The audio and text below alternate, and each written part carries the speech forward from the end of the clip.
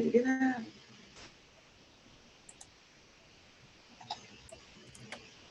Did I supposed to lead the meeting? Yeah, you were supposed to leave the meeting. Oh,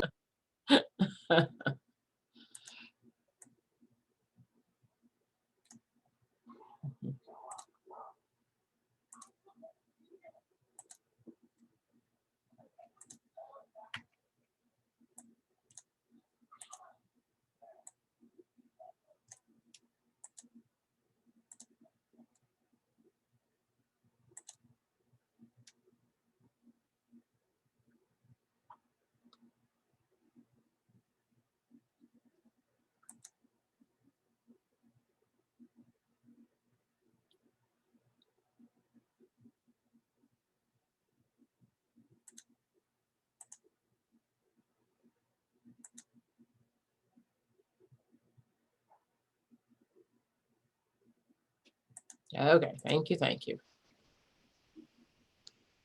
Okay, I get to host the meeting.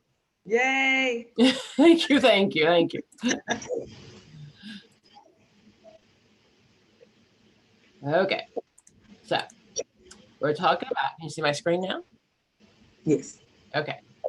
Again, just how the test, the makeup of the test. Okay, so screening, assessment, and engagement. Okay, so again, those are those same tools that you use. So whether it's the end of the mental health exams, looks like reflection and confrontation, all of those same skills you're going to use with this population as well. Talks about culture, of course. And these are the skills that you'll be tested on: showing empathy, demonstrating sensitiveness and respect for others. Your second one is making sure that you know the signs and symptoms of substance abuse, what to look for, the progression of it, the continuing of it. That's where your real knowledge of alcohol, you know, whether it's the opioids or the or alcohol, drug use, any of those things, that's where the meat of that comes from. That's having that knowledge. Okay. And then looking at the signs of withdrawal, intoxication, and mental illness to determine your level of care. Okay. Trauma, of course. Trauma-informed care is part of everything now. Okay. Those screens, did you see a lot of the testing instruments, knowing what the cage was and all that good stuff on the test? Yes. Did you do well with those? Yeah. Well, I knew it. I would say no, no. I feel Okay. like I needed a little bit more experience in that as well. Yes, What does your ma'am. agency use? Well, where I'm at now, they don't, and Okay. I'm actually in the middle of job changing. Um, What happens sometimes is we get so comfortable with the ones that our agency is using that we forget that just because my agency uses it doesn't mean that everybody else is going to use it. right. Okay. So then just kind of go over.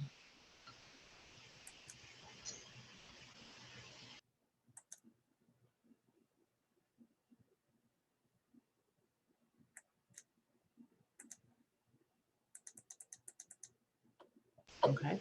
So, you know, SAMHSA has all of that free material. I really, really like it. And this is some of the stuff from the SAMHSA website that you can pull up for free. Okay. And then the NIDA. So those are just good, really good reading materials. But SAMHSA is always going to have like the effects of the drugs. It won't tell you about necessarily the other parts of the test.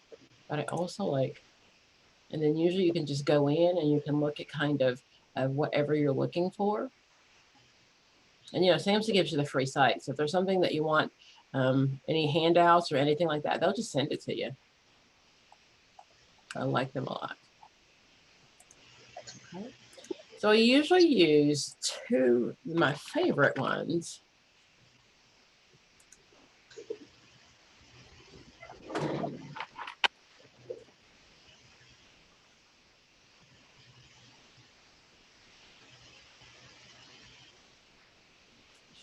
Books.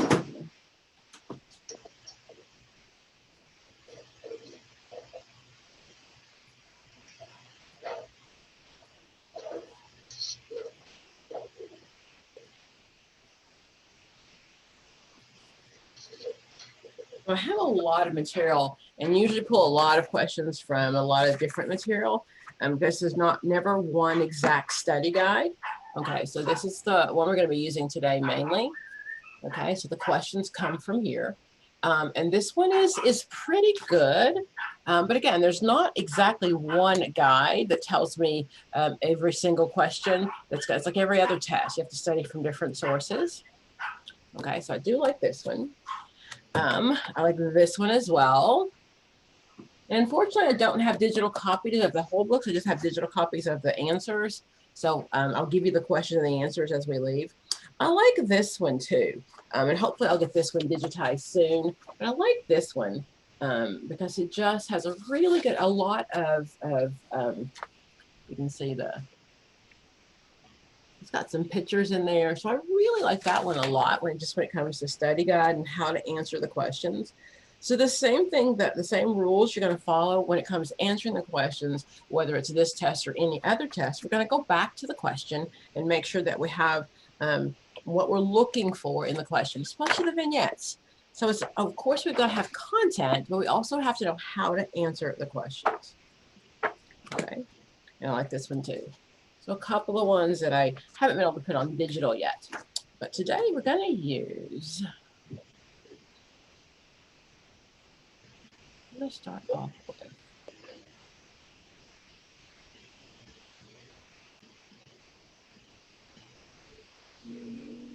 Dr. Penn, 10 people signed up and only 2 of us showed up? Yeah. I almost came on at 12 because that's what the paper said. And I was reading a wisdom book. I'm starting with Joyce Miles. And I was like, wait a minute. It is 12 though, isn't it? It's 12 Eastern, but it's 11. It's 11. So it's and always I said, oh, my time. Right. Always I said, my time. Maybe we're going to see a lot of people in an hour. Maybe. But if you know me, I always do teach from the hour. So on my time, it's all I can do.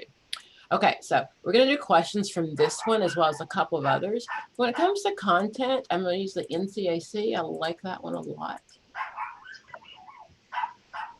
Little doggy 1 second.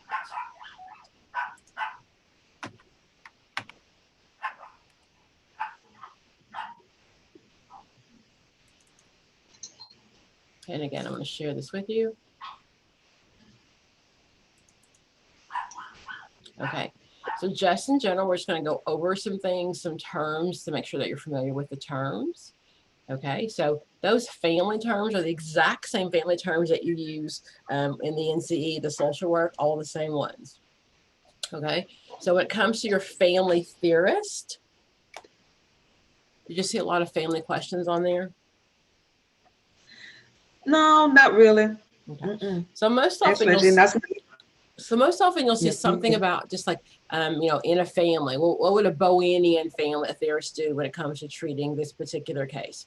So just kind of knowing who does what. Okay. So my experiential family, those are the ones that are very much hands-on. So they're going to be part of the family. They're going to be holistic, looking at the whole family, not just the one person, the identified patient, but looking at the whole family. Bowenian, that's Bowen, the genograms, remember? Down step by step by step. So a genogram many times would look like the history, right? You're looking at the pattern of what's happened in the family. When I actually teach the class with my students, I make them do a genogram. And it's scary to look at the patterns that are repeated over and over in your family.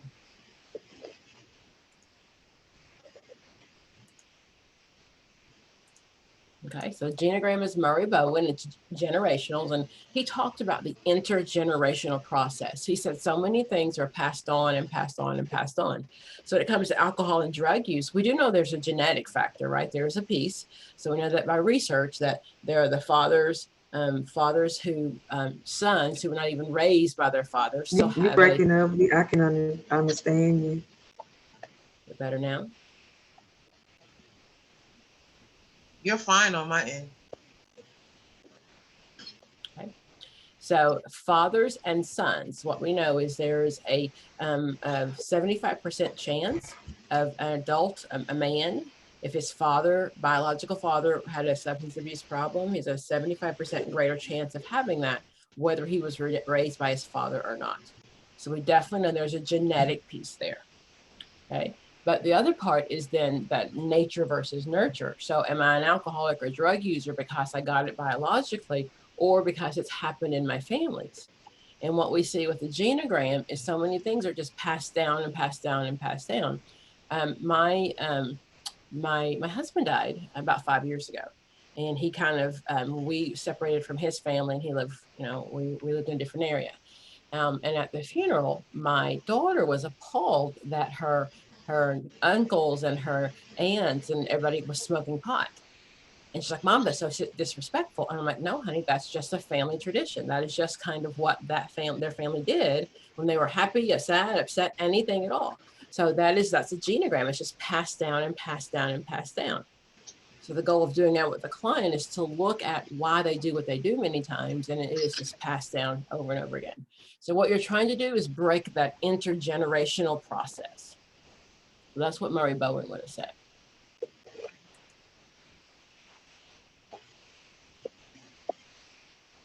Okay. Structural family, of course, is the structure of the family. So that is, it's like Salvador Minuchin, remember him? So he talked about the importance of structure, hierarchy, boundaries in the family. So a structural family should have very good boundaries. Like in my house, the door's locked, the bathroom door locks. So all of those things should happen in a family. So what you're trying to do from the structural family viewpoint is go in with the family and really set up a hierarchy. This is what mom does. This is what dad does. And then setting up the rules so we understand how families are supposed to operate, or how healthy families are supposed to operate. Okay. Dr. Pam? Yes. Who's the dynamic theorist? There's not a name for that. It really just talks about gaining insight. And most of the time, if you see insight, that means Freud. Got it. Thank you. Okay. I haven't seen a lot of Freud questions when it comes to substance abuse, though. That's, something unconscious and your id made you do it. But I haven't seen a lot of study material on we don't use insight in therapy, insight with addicts. The assumption is many times we don't care why they do it. We're not caring, looking at why your childhood, things like that. So we don't use insight.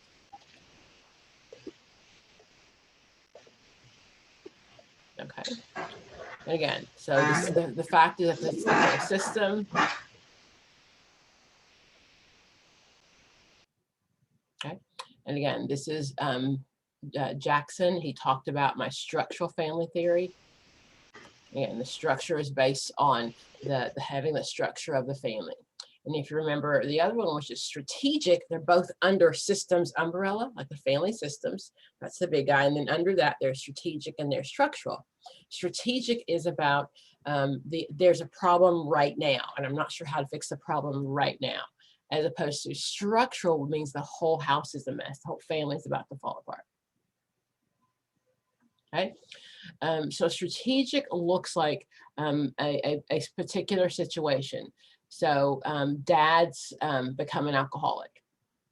Okay, so this is not lifetime of alcoholism. This is not generational. This is just this one situation where dad's become an alcoholic. So a strategic family approach would teach you just how to handle this particular problem at this particular moment. So it's not the whole foundation's messed up. It is just the family is having some issues, and we're going to come up with some strategies to help them. So strategic is situational. It is. It very is. Okay. I always think it's like a chess game. Okay. Because what happens is when you have the client does this, so you do that. Things like paradoxical directives, prescribing the symptom, all of those things belong to strategic family therapy. You'll see rules, alignments, coalitions, boundaries, all of those things. Okay. I see why people pass your exam. Pass the exam after this, because that made so much sense. Well, I just try to teach what the book says, really. So it really is, though. So strategic is just like a chess game. The family has some things.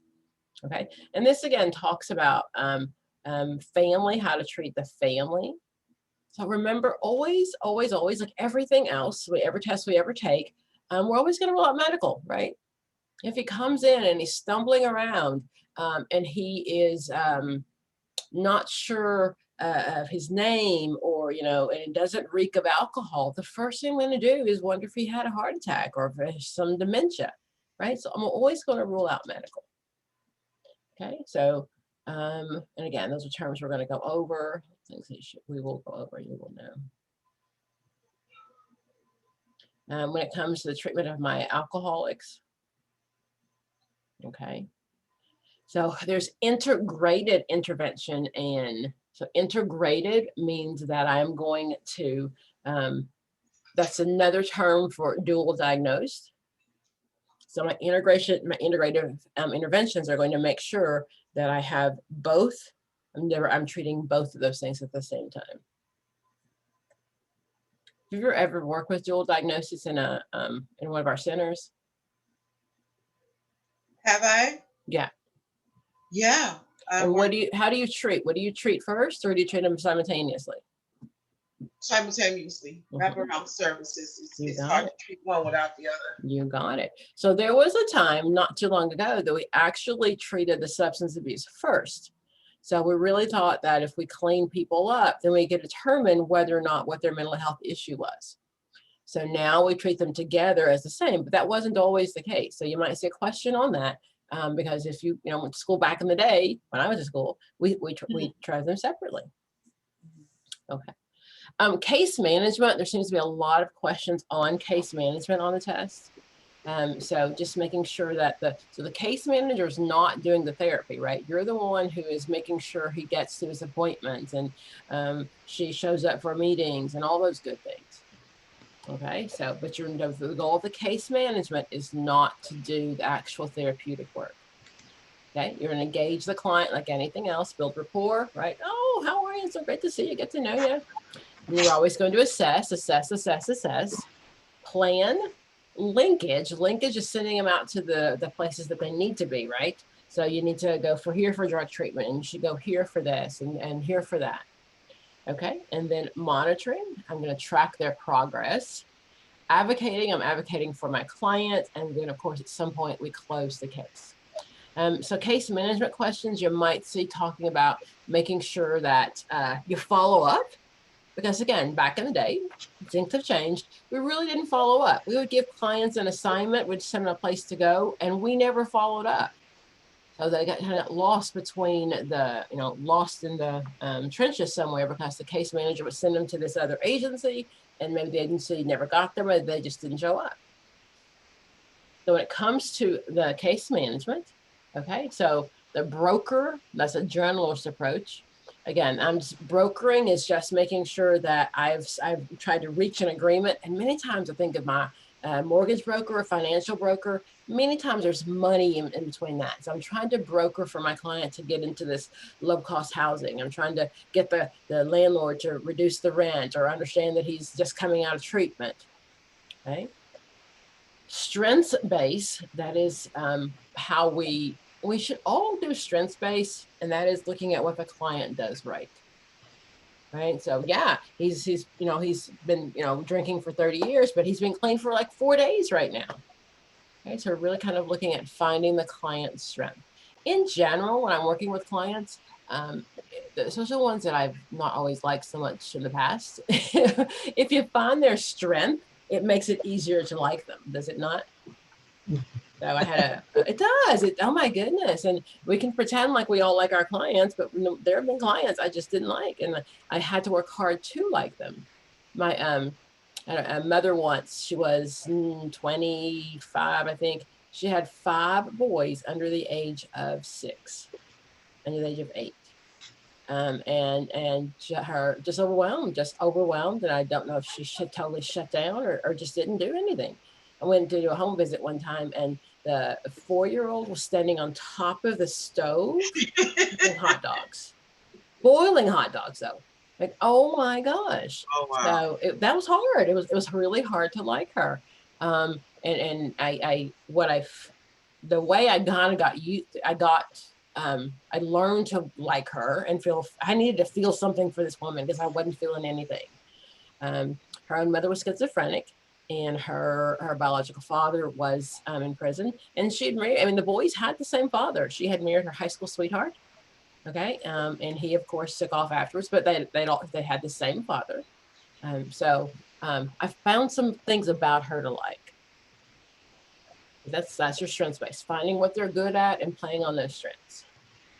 Like you've like all your clients. I know I'm just the only one that's never had a client that I just No, you 1000%, because yeah, I got a list of them. Okay, so if you find something good about them, it makes it so much easier. Right. Okay, clinical rehabilitation programs, and then assertive community. So a community is when we're actually back out in the community. Okay.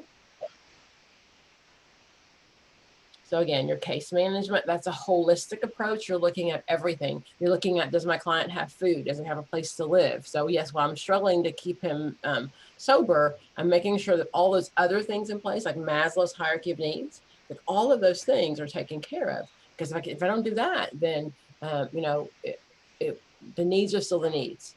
I can't ignore the fact that he has no place to live or he's hungry, and telling him that he needs to focus on his sobriety. Okay.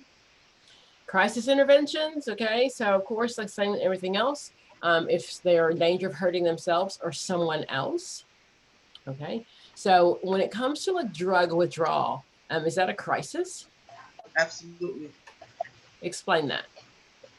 Alcohol, which people think is one of the light ones, is more of the, they say in addiction is the most serious, and it causes seizures. It can. Causes a lot of other medical.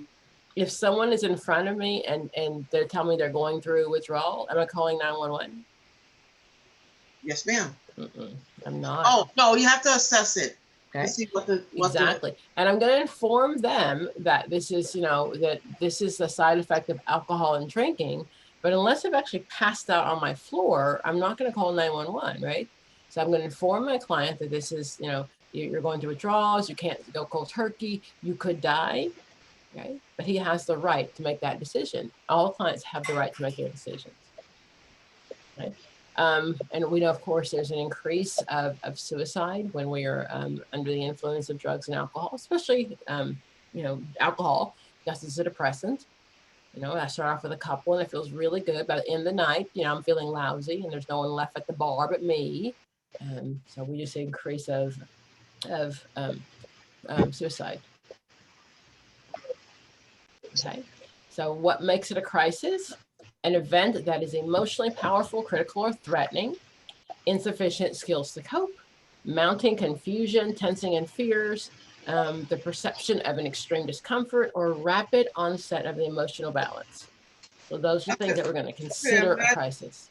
What? That's when we rule out medical, right? That's a part of ruling out medical. Yes, it is. Yes, it is. Yes, it is. Okay. However, when it comes to sending to the doctor, just remember that's not a 911 call, nor is opioid withdrawal. It's painful. It's awful. You feel like the worst flu ever, but it's not a 911. It's not a crisis. They need to get to treatment. They need to get to the hospital, but it's not a crisis. Okay.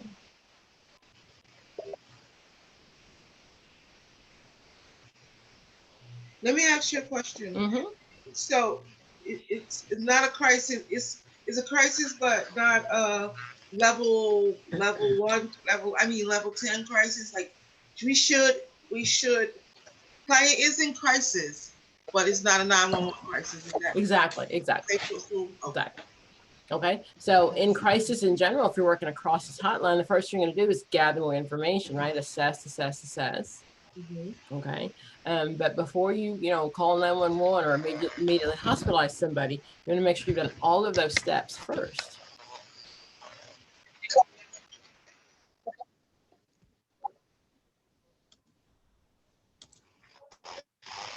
I want to go back. I'm going to start. Okay, so we talked about case management. So this is kind of after the crisis. Okay, so let's look at this one. A critical incident can be defined as simply a normal response to an abnormal event. Okay, so a critical incident is, gosh, COVID, right? Something happens, overwhelmed, we don't know what to do. That event makes it a critical incident.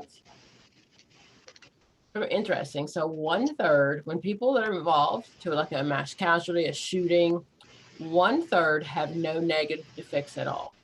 1/3 have moderate symptoms and 1/3 have severe symptoms. So it's not the crisis that hit, it's how I react to the crisis. Okay, so COVID hit everybody. For some people, COVID meant they lost their job, they've lost their home, they've lost a lot of things. So it's not the COVID, it's the coping skills and the other things that go around it. So even in Texas, right, when there's no water, no power for a while, that crisis hit everybody, right? Everybody there was suffering. Did everybody have the same results? Some people have some real mental health issues. I mean, that was scary. That was really awful. But there's some people who will say, yep, that's just what it was, and I'm gonna go on. I think there are people who still don't have water, right? And it was more so a crisis for them because they were not accustomed to snow and type of weather they have. So because we all get snow, but more they're coping mechanism. That's called your ego strengths. Okay. So according to Freud, and Freud said, you know, my id is my want, and my ego, my superego is no. So my id wants pleasure principle, ah. And my superego says no, but my ego is who I am. And people with higher or stronger ego deficits, ego skills, ego strengths, just get through crisis better. Okay. So my grandmother would tell us, you know, girl, we always been through crisis, so don't worry about it.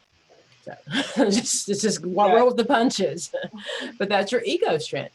When COVID first hit, one of my clients, she's an emergency room social worker in the Naples area. And you would not believe the number of white men that had tried to commit suicide. Wow. And so again, so that just depends on how you deal with it. But it's not the COVID, it's not that, it's just how you deal with it. Dr. Pam, I'm really looking forward to COVID being over, to hear the stories and the functioning and everything that people experience. Because as a social worker, I get clients looking for help, so I get to hear some of the stories, but I can only imagine the millions of stories of how people coped. Not just with COVID, but the piece about social distancing, not being able to interact, go out and stay home, driving people crazy. I recently read an article about people who are having sleep deprivations, who are having a lot of trouble sleeping. They're sleeping. And that's because of being at home. You work from home, you're at home, you don't do exercise. So I'm really looking forward to the story. Angela, for me, the biggest thing, and I don't leave my house a lot. I work from home, and I have to go to my college twice a week, but there's no one there. So literally outside of my business, I just don't speak to anybody, right? So that's weird. I am such a talker. I'm such a people person. For Christmas, I went to the beach just to get away. And it was so strange walking down the beach and not talking to people. That is so bizarre because that's what you do, right? You talk to people. So I think that part alone is 1 second, let me get this dog.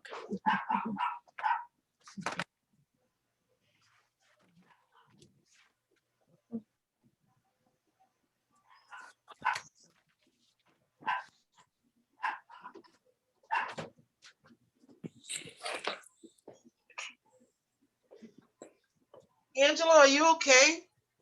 No, I've been having some problems. I couldn't hear you. It was breaking up, and I changed rooms, and now I got on my phone, so now I can hear you. I don't know what's going on. I'm just really having a hard time. I see you having a hard time. Yeah, but I just got on my phone, so I hear clearly now. Thank you for asking. I was Yeah, struggling. I'm like, what is going the good thing is recorded, so you can go back and listen to on? this. Right, yeah, because I'm like, oh my goodness, I cannot hear. But I saw you having a hard time. Are you good now? yeah, I'm on my phone, so Okay, yeah. okay, okay. Yes.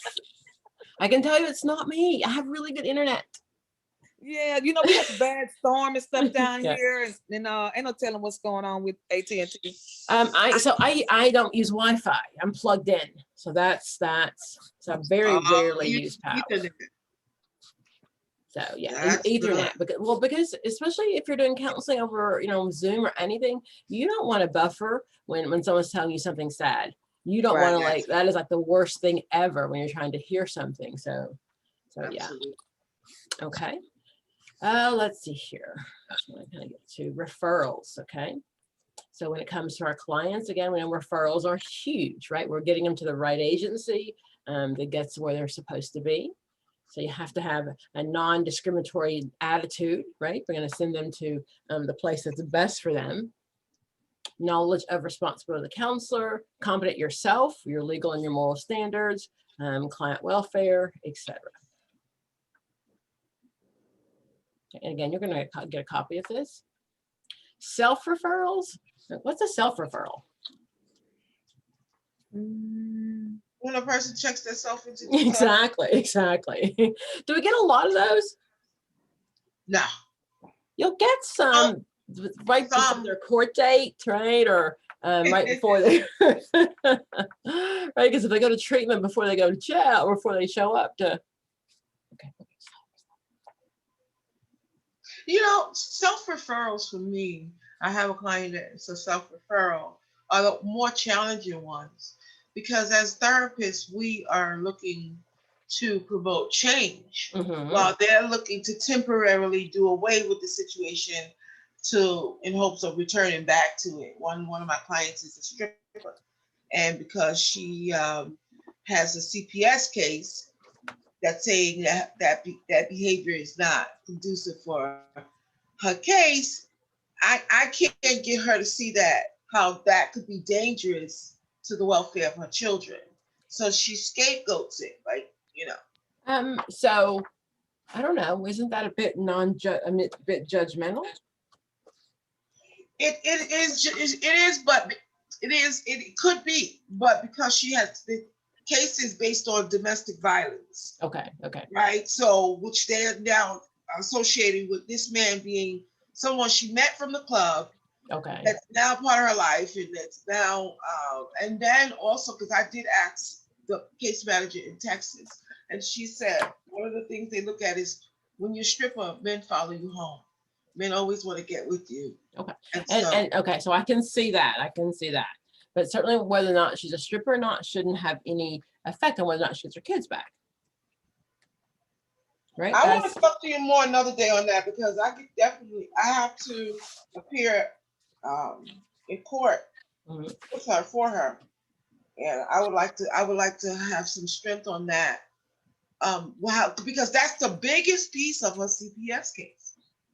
The biggest piece, it sounds like, is the domestic violence, not the fact that she's a stripper. No, because the partner is in jail. Okay. He's not even a part of her case anymore. Yeah.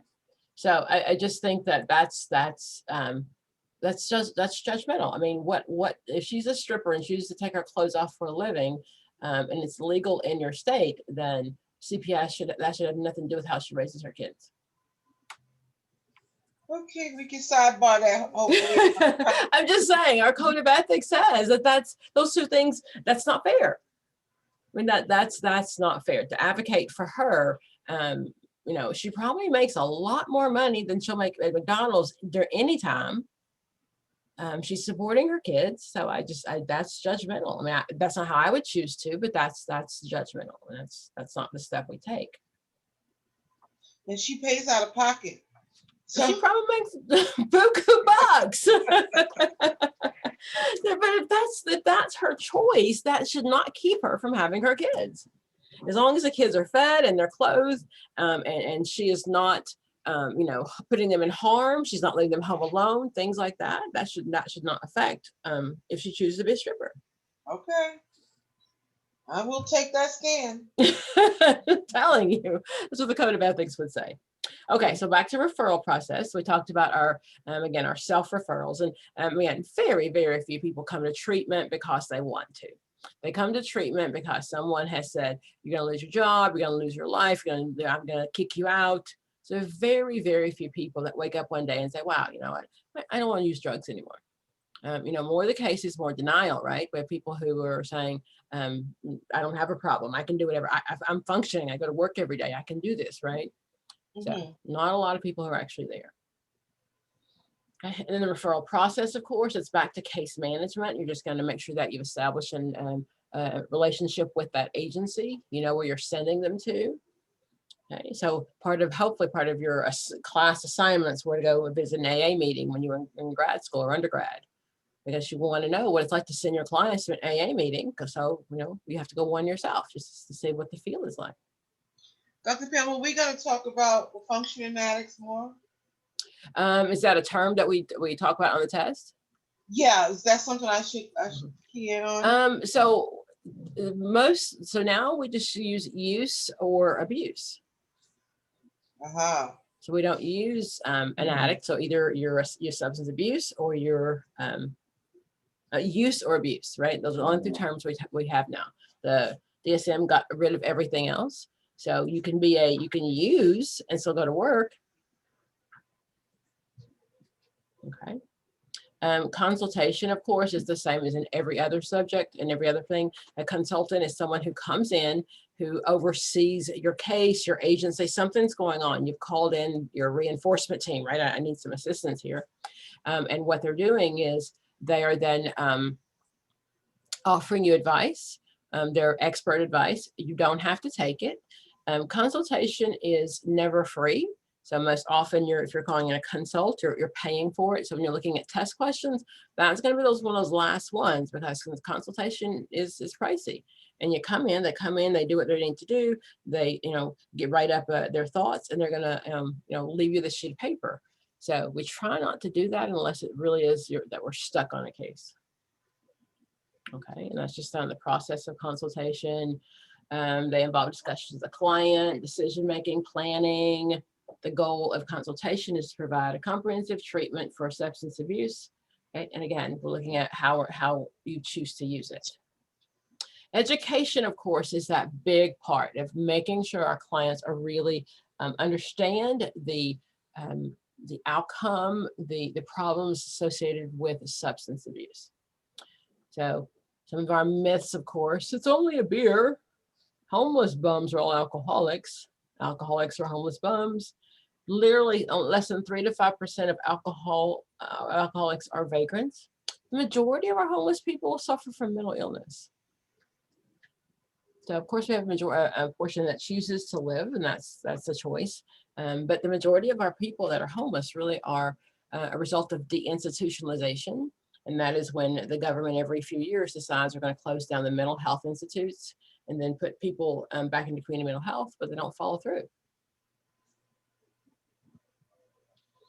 Okay. So again, when it comes to alcohol, the frequent guide is to limit 1 drink or less an hour.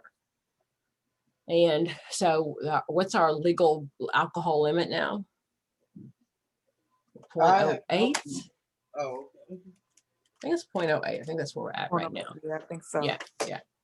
Okay. So again, depending on your weight and height and all those things, we have build up a tolerance level, but the theory is no more than a drink an hour. Okay. And again, so 1 or more drinks a day. So the U.S. Department of Agriculture and the U.S. Department of Health both recommend the adults do not drink more than 1 drink a day for women and individuals over 60, or 2 drinks a day for men.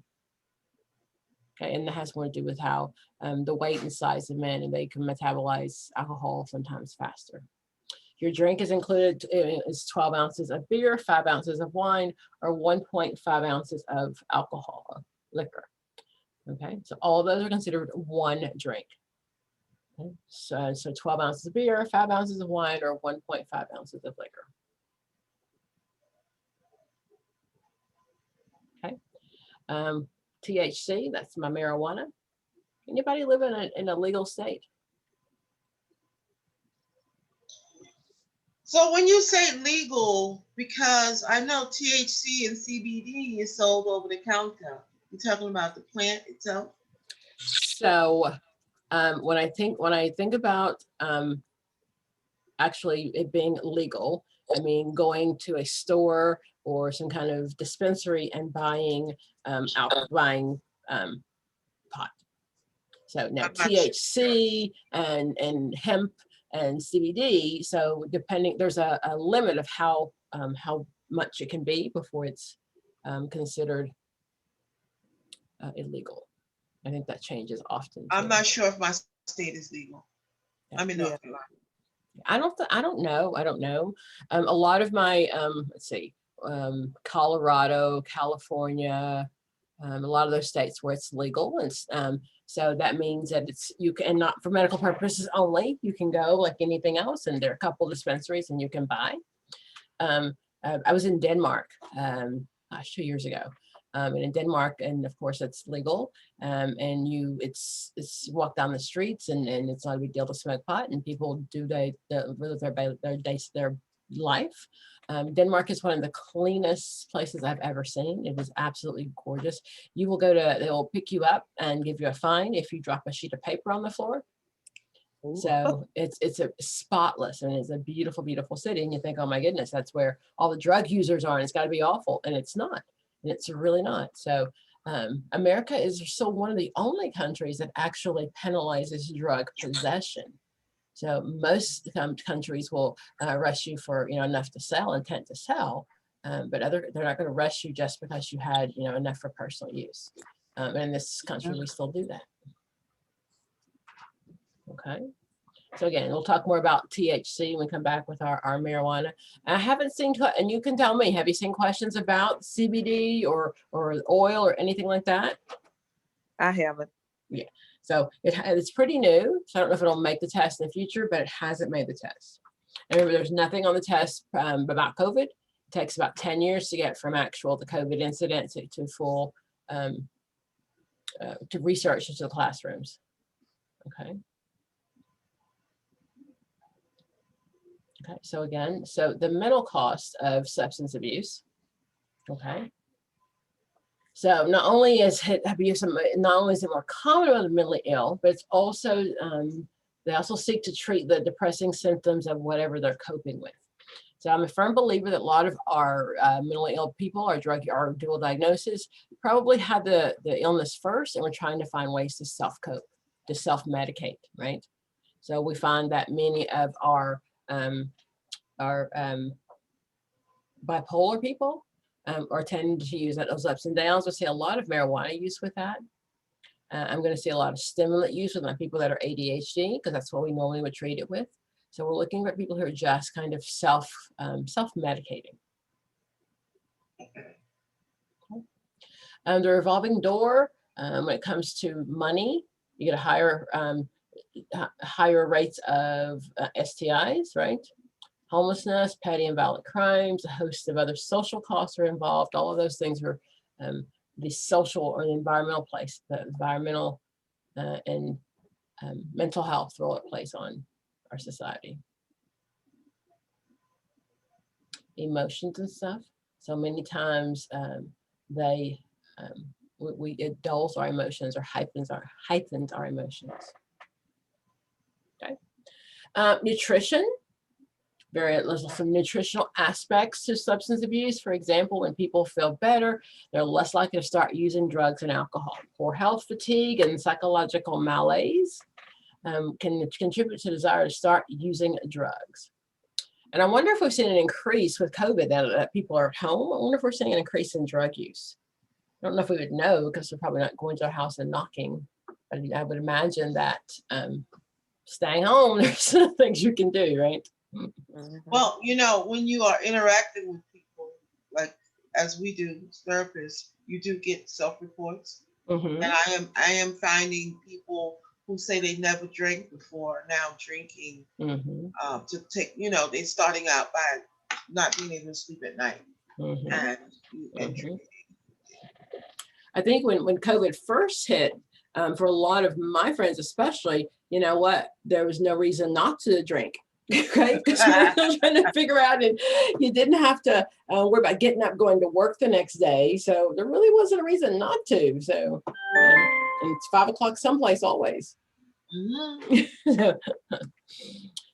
Okay, this one, so various substance abuse have a direct impact on your nutritional health. Alcoholism is the one major cause of nutritional deficit. What we know is especially that Korsakoff syndrome, that's where it looks like dementia. Okay, so Korsakoff syndrome is it's a lack of thiamine. And the reason for that is because when you drink, your body, it stops your body, your brain from absorbing that important vitamin. So that it's not the actual alcohol that causes you to have, sometimes it's called Wernicke's encephalopathy. That's your thinking part of your brain that dies. Or it's called Korsakoff syndrome, and it literally means wet brain. And it's when people have drank so much that they really, it's affected part of their brain. Dementia, sometimes it looks like that. Stimulants can cause weight loss. So what we know is you see someone who's on crack or meth, many times are really, really skinny. Okay, and even if you're, misusing Ritalin or any of those other stimulants, you can also then have no appetite, right? Because it's a stimulant, you're high all day, and then you crash. And many times you might be hungry a little bit. That's when you come down, but overall, that's a big time weight loss. So the, what's it called? So a lot of the over-the-counter stimulants were used for diet pills. That's what they were for, because the assumption is if you sped up your metabolism and didn't eat, then you would lose weight. Dexedrine, that's what I'm thinking about, Dexedrine. It is, you can't buy it anymore, I don't think, plain over the counter, but it's what's in any of those weight loss ones or the muscle builder, those supplements. That's Dexedrine, that's usually going to be in there. Okay. I said before, my opioid withdrawal. Okay, marijuana. Marijuana can induce weight gain. Usually need to cut back on sugar, fat, sugar, and total calories to maintain. So be sure you're with your marijuana use. So watch on the other calories, because you get the munchies, right? And you come back and you eat and eat. Munchies, I haven't heard that in a while. Munchies, I haven't heard that in a while. It's still true. It is still true. My favorite is, I was going to go to work, but I got out. So if you remember that though, because that's the thing is people who are my marijuana users aren't out robbing banks. They aren't the ones who hitting up people over the head to get, enough money for a $10 bag. They're not. It's a loss of motivation. Like you want to sit there and just veg all day. So people say, oh my goodness, let's not make marijuana legal. No matter where you stand, those are not the people who are out, breaking down doors. They're not kicking in your door to get enough money to go buy a dime bag. So whether or not alcohol is for the exam, I'm pretty sure that's considered a gateway drug. But in real world, I don't know that it is. Can we talk about the gateway drug a little bit? Sure. So you tell me. So I heard this so long ago.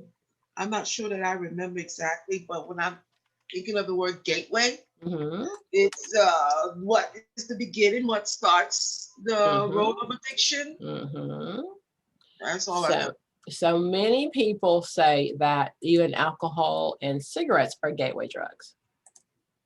That when you start using any of those things, that you're more likely to continue. So for a lot of people, especially pot, they'll say that, if you use pot, then you're always going to be guaranteed to use something else. And research doesn't say that. It does say that there are some people that are more likely to do that based on that, but not everybody. So you see. Gateway drug alters the neural pathways in the brain. Animal models of addiction have indicated that animals that begin to use certain types of substances at an early age are at increased probability So a gateway drug suggests that when you're 10, 11, 12, 13, if you begin smoking cigarettes, smoking pot, smoking something, that it creates a different pathway in your head. And therefore, it's always looking for more and more and more, chasing the high, right? Looking for that, that serotonin increase. Is that why in public school, I don't know, maybe this is a myth. Maybe this was just, I went to Catholic school all my life. And they told us chewing gum, if you chew gum, like if you did excessively, you would be a drug addict. I have never heard that one. I have never heard that Yeah, one. Wow. They just didn't want me to chew gum. Okay. I've just never heard that. Wow. I could see how it could correlate. Say again. Well, I can see how it could correlate because you talked about serotonin in the brain and how chewing gum and doing something excessively creates that behavioral aspect in the brain. Is that the assumption that you'll get addicted to chewing the gum? That if you do that you are creating an addictive personality, which then puts you at the gateway of doing gateway things like cigarettes and alcohol, which is safe, which is legal. Like chewing gum is legal, smoking a cigarette is legal. I think it's a mindset that's being created. I just, let me see what's on my list. Tobacco, alcohol, marijuana. Sorry, no gum. I've just never heard that. I'm going, you know what, I'm gonna Google my teacher and find her. You should. She probably just didn't like the way the smacking and the noise and, you know, anyway. She did say she didn't like to see a woman pop gum. Yeah. Yeah. And I, yes, I'm the Southern girl. My father's a preacher, and girls just don't chew gum. Doesn't look nice. Mm-hmm. Yes. So. Oh my. Yeah. Oh gosh. Yes. Just no. I can't chew gum now either. I swallow it, so I can't. What? I can't chew gum. I can't. I'll have like 4 or 5 like little, and then I have to swallow it. I don't know why. And if then I figure, like, you know, your teacher said, have like the gum. I can't chew gum. I can't. No. Oh wow. No, There's a lot to be said, but I don't. Bro would have a field day with that, wouldn't he? But I don't know. I can't. I know. Okay, so tobacco, of course, you know, cigarettes, that's considered a gateway drug. And, you know, whether it's a physical addiction, sometimes it's even hanging around with that crowd that's going to, you know, smoke cigarettes, especially as a young kid, right? The theory behind that is, and if you'll do that, you'll try other things. A number of studies have indicated that individuals who begin using tobacco products earlier in life will often develop other issues with substance abuse and use, including to substances like alcohol, marijuana, and cocaine, etc. So they say tobacco. Is that word still in ICD-9? I thought it was no longer abuse but use. I thought that was the purpose of the DSM-5 changing. Don't we have a use and what's the other one? No. We got rid of one of them, and we got rid of all of them because there used to be use, abuse, dependence. Right. I should know this for the DSM-5, right? Use disorder. That's it. I thought it was use only, no abuse.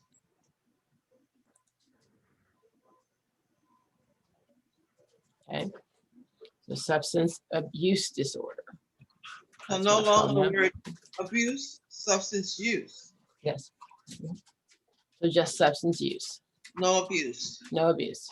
But that last document you was in, I guess, before the DSM-5. Okay.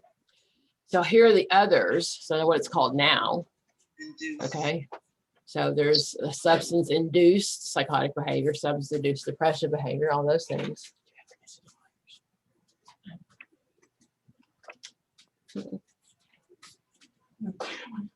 Okay, so again, a substance abuse, sleep disorder, all those good things. And then we have intoxication. So marijuana intoxication, cocaine intoxication, meth,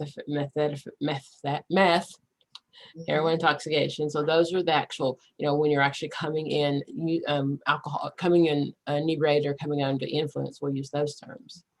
Okay. And then our substance use disorder. That's a diagnostic criteria.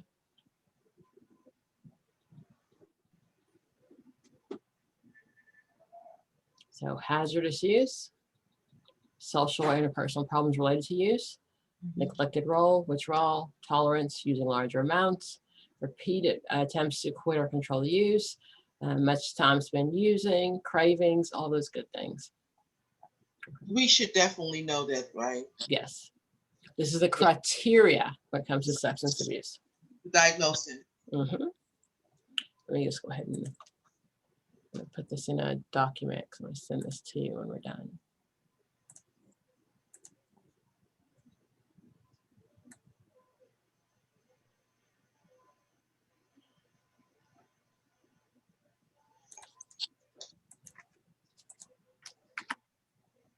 Okay.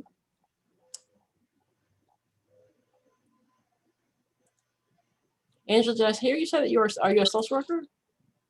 No, ma'am, substance abuse counselor. What is your degree in? Counseling guidance.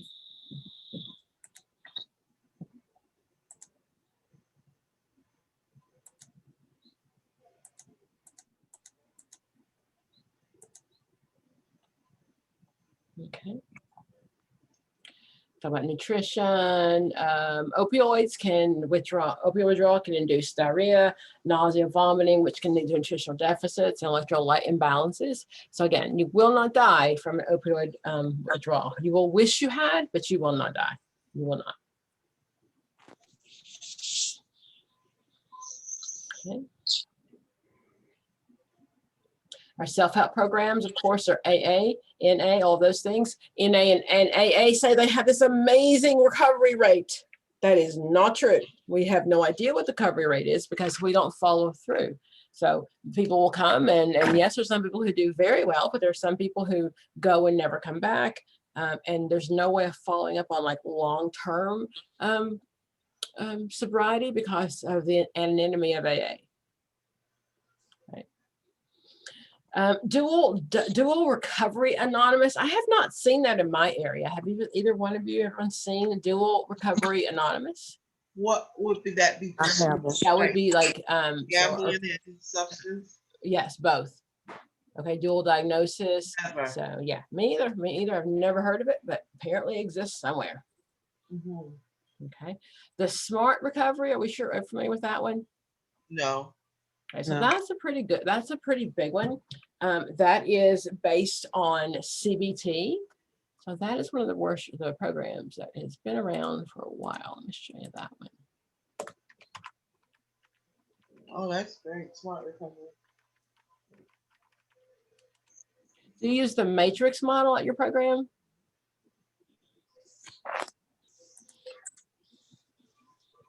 Oh, we don't where I work at, but I did seen a question on the test about the matrix. That's the most common one. So what program do you use? Actually, I work for Mary Key Behavior, which is an ACT team. So I'm just, it's like everybody got their own role. So we don't really do all of that. Yes, so ma'am. Your ACT team is crisis. Yeah. So okay. Smart.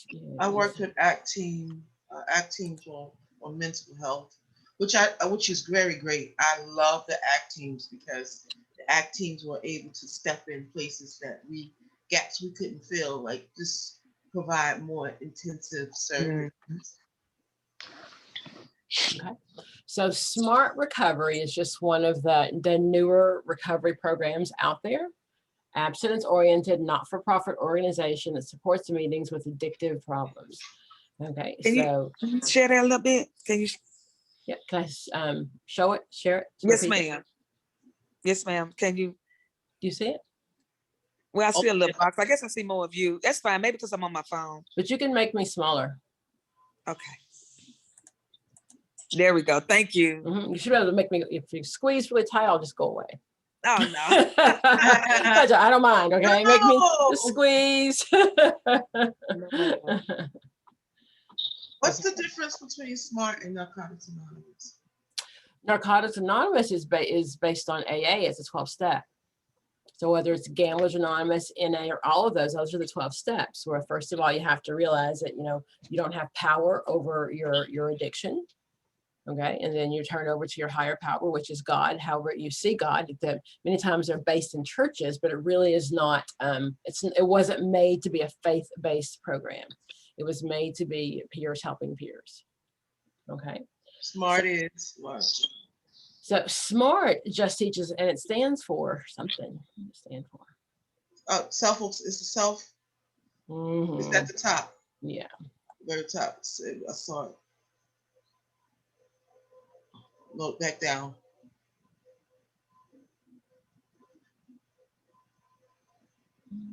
I saw what SMART was. Yeah. Something. Yeah. Self. Okay. So I'll look it up. The goal of the SMART, it's a behavioral approach.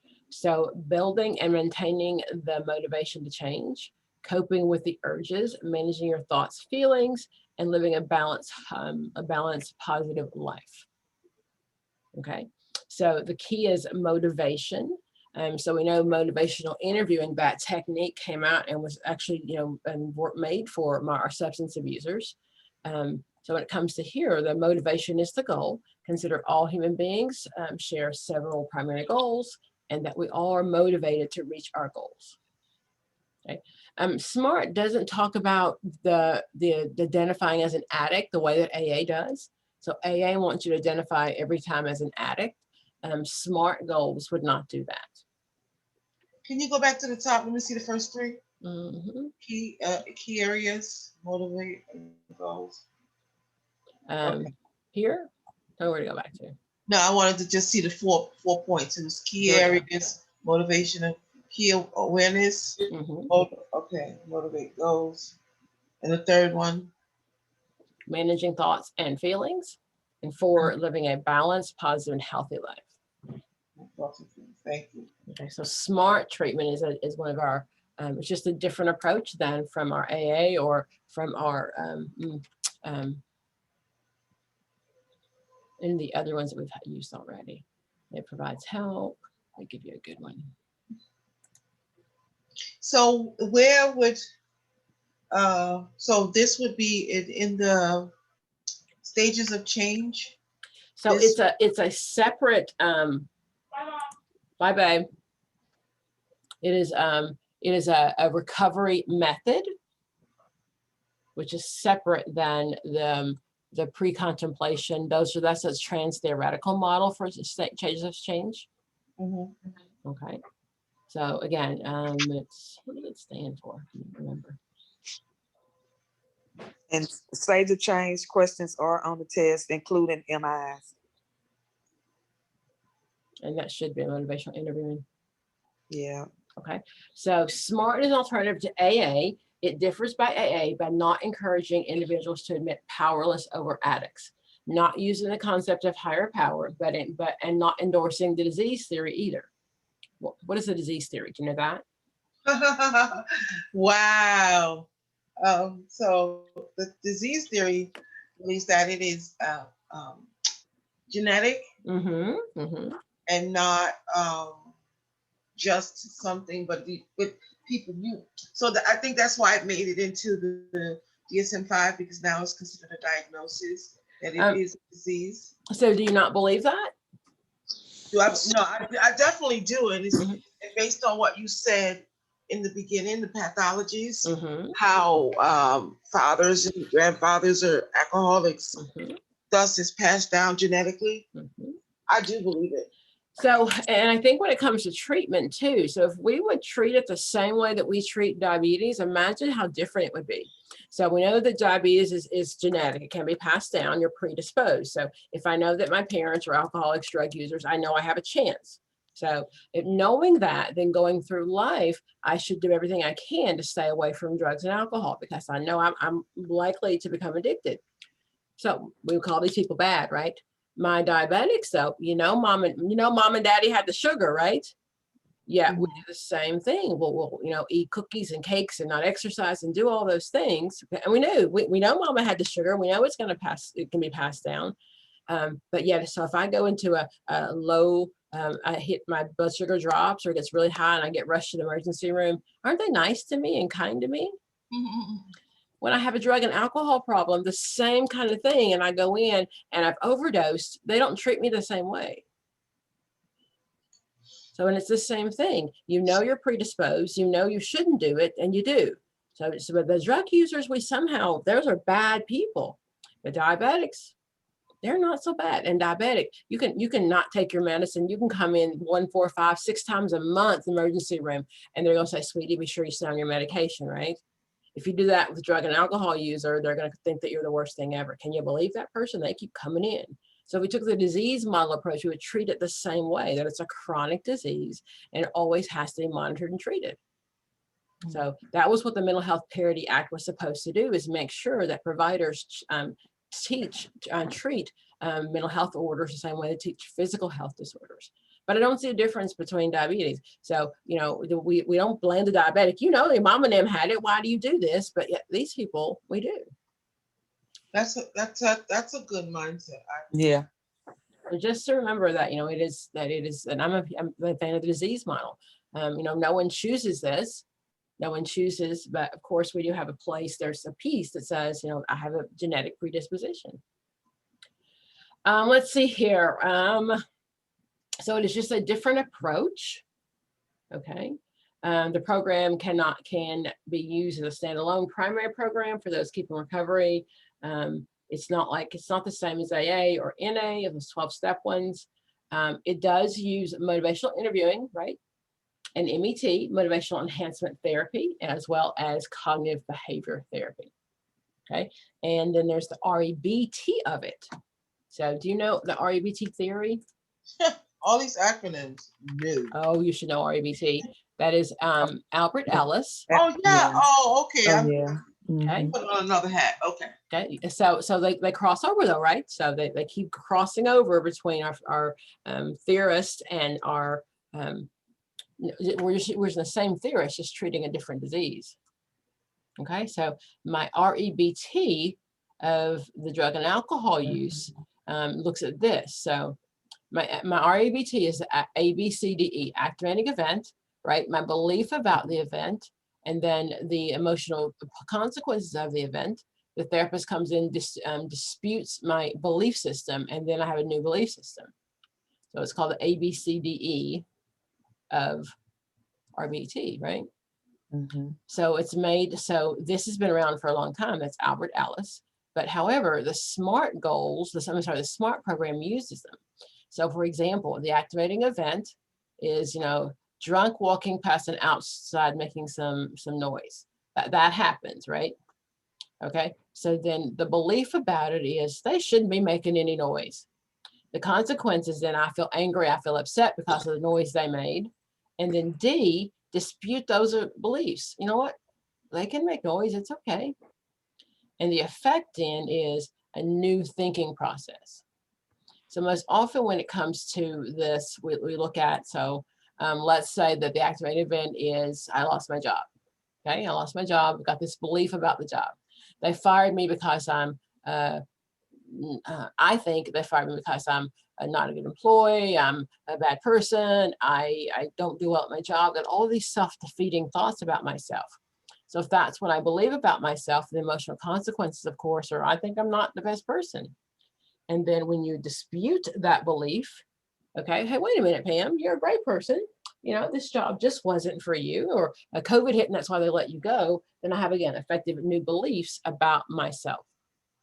So that's the REBT, and that's part of the SMART program when it comes to treatment.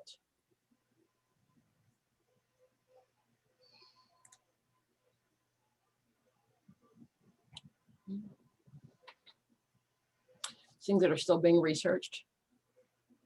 Okay, continuing care. Okay, so that's part of that, again, that case management. So we let someone go from their treatment, and then what happens? 10% of the US population meets the criteria for substance abuse disorder.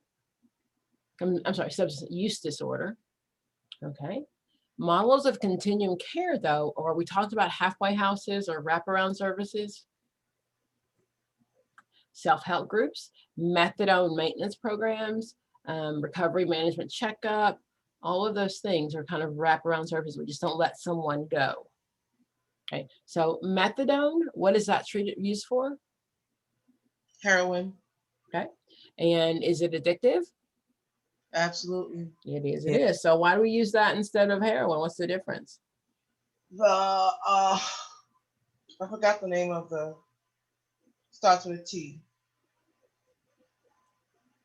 I don't know. Uh, The main goal is that it is still addictive. It's not as dangerous as using heroin, and it is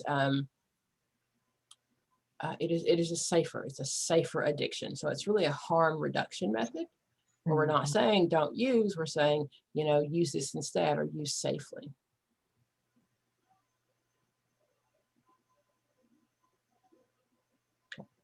So when it comes to adolescents, of course, there's a whole different population of working with kids and their drug use. So children up to the age of 10 years old are generally against drug use. That's when we get the DARE programs, right? In school, come in and we start making sure kids know they just say no to drugs. Okay. So 5 to 10, again, they're not old enough to have a very abstract view of drugs. 11 to 14, okay, so that's when those just say no commercials come along. So we think that most kids have actually been exposed to some sort of drug use by the age of 8. So we kind of say if it's 8 and you're talking to your kids about drug use, it's almost too late because they've already not necessarily used, but an older friend, someone at school, they've been exposed to it. With 15 to 18, of course, we know that people, that's the party time, right? Hanging out with my friends. Overall, escalating drug use in the 60s, okay? Those are baby boomers that have all grown up, right?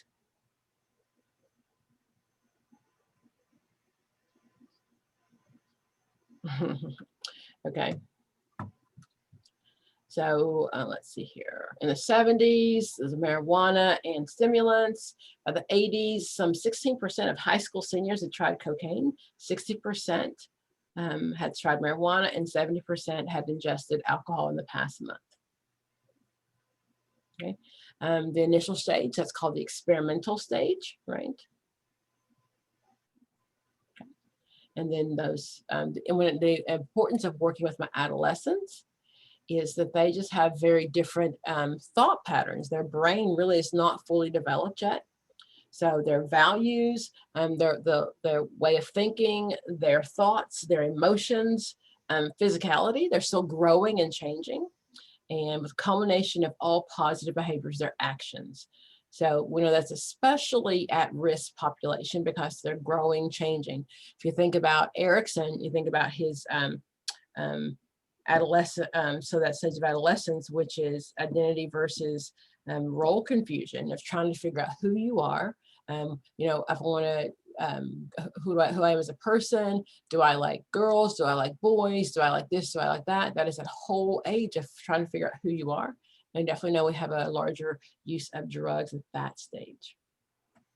Your image of yourself also. Okay, so adolescents have a real issue of self-esteem. That's when we want to be like everybody else. We want to look like everybody else, think like everybody else. So children at that age, and again, makes them at high risk. Are geriatric drug users? People forget that old people still use drugs. Right. So we do use, we do know that, you know, grandma might have been drinking since she was 12 and still drinks, but it does drop off. So drinking for men drops off dramatically in their mid 70s. And 1 to 2% of women are problem drinkers in their 60s, compared with 5 to 12% of men. And in general, men are going to be our drinkers, or our drug users as well. So the most frequent abused drug in elderly people are nicotine and caffeine, right? Gotta have a cigarette and coffee in the morning, followed by over-the-counter pharmaceuticals. In general, men compared with women are younger with their first drink.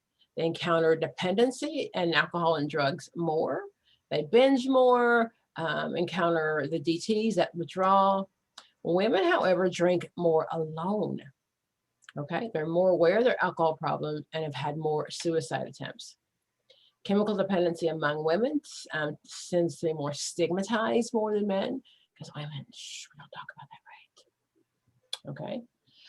Families report women's chemical abuse less. Prescription drug abuse is more common among women and easier to dismiss because men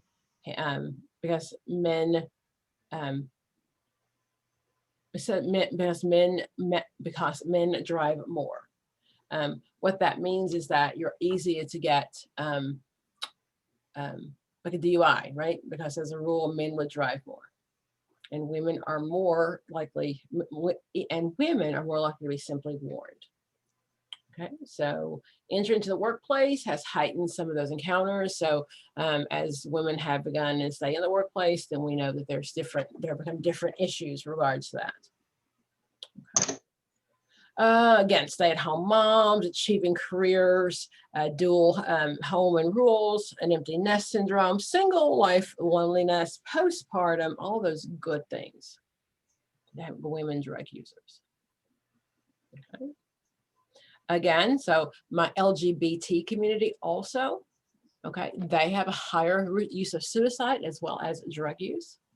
So sexual minorities of all nationalities, ethnicities, all over, just in general, have a higher rate. So sexual minorities do not choose their sexual orientation, their behavior, and a lot of it has to do with their self-image, right? So everybody thinks this is about me, or these assumptions we make. So counselors should be should avoid making sweeping generalizations about the behavior of sexual minorities. Culture. Of course, we know that alcohol and drug use is different in different cultures. The term acculturation and assimilation, you still might see on there. Those are from my racial diversity.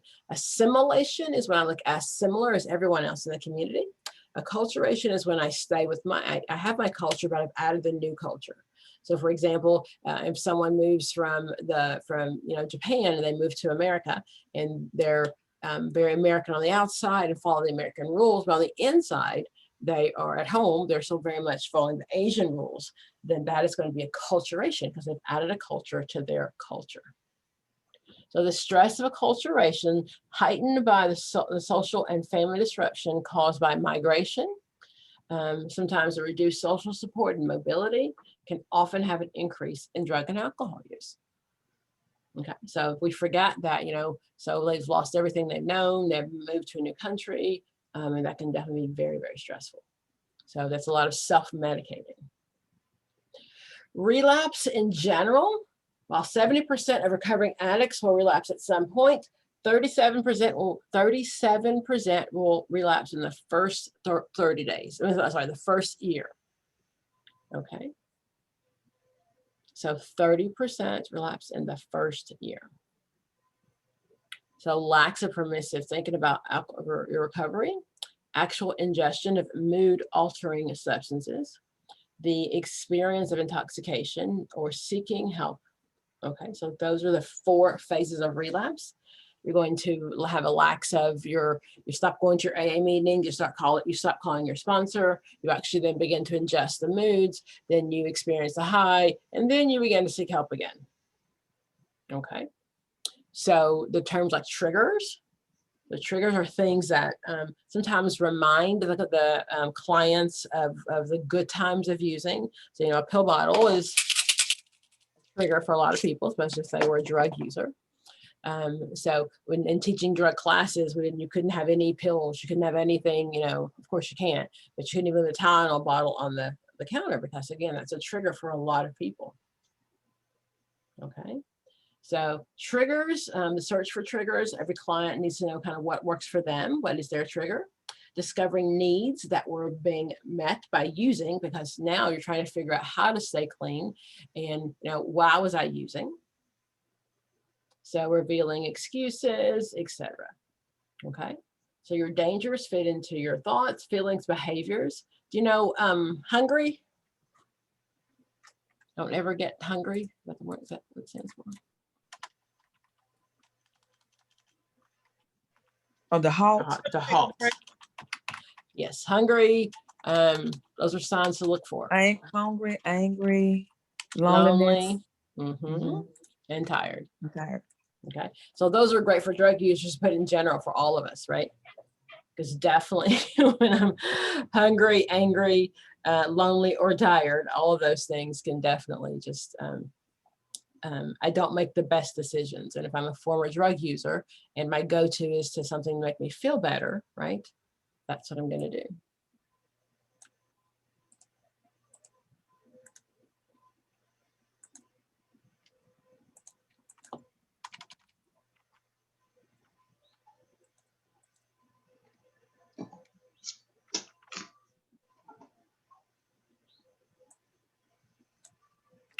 Just put it on the chat box. I can have that for later.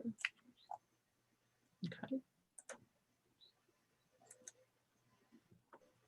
Common relapse symptoms. The abstinence is all that's needed, right? That all I need to do is be clean and not dealing with any of the other things. Overconfidence regarding my recovery, self-isolation, depression, painful life failures, all those good things. I blame others. I doubt the disease. Maybe I'm not an addict after all. Maybe I can just have one. Loss of daily routine, sporadic attendance at your meetings. Those are all things to look for when we're beginning to relapse. A don't care attitude, you're rejecting others, rejecting help, dishonesty, self-pity. Okay. And of course, if you ask them if they've relapsed, most of them are going to say no, because denial is still a huge part of what we do. Let's see here, the suicide risk, right? So the most common group for suicide when drugs and alcohol are involved, teenage boys, men over the age of 50, older people in general, recent loss, serious illness, people without a support system, and people in unstable relationships. Those are all good things. Of course, you know what to do if suicide's a possibility, okay? You know, if a mood lifts, if suddenly a client who was very sad, very moody before, and he comes in and suddenly he feels, oh my gosh, I'm so great, I'm so happy, life is good, unexpected lift, that is definitely going to assess for some suicide there. Giving away their personal items, things that are important to them, okay? So when it comes to those, you really want to make sure that those suicide questions, you really want to make sure that you assess first, right? So if it says that, you know, he's got a gun in hand, then that's a different story. But other than that, I just want to make sure that I assess. I ask all the questions that I can to see if he has a pattern, a plan, see what he's going to do. And of course, Code of Ethics says I have to share that. That's something I cannot keep to myself.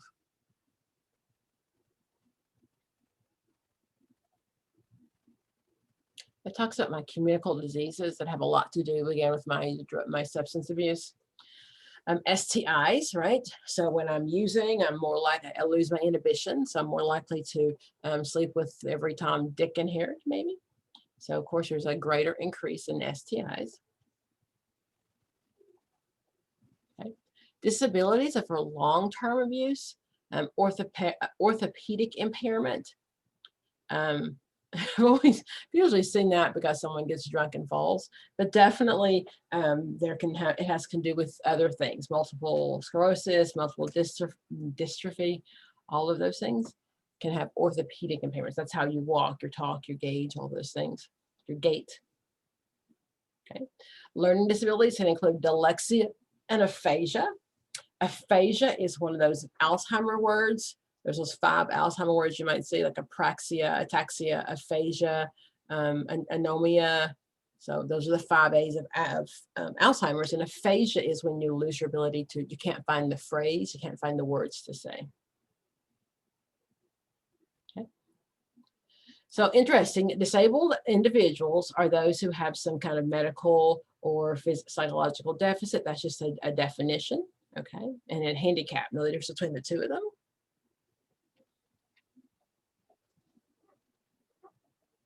Okay.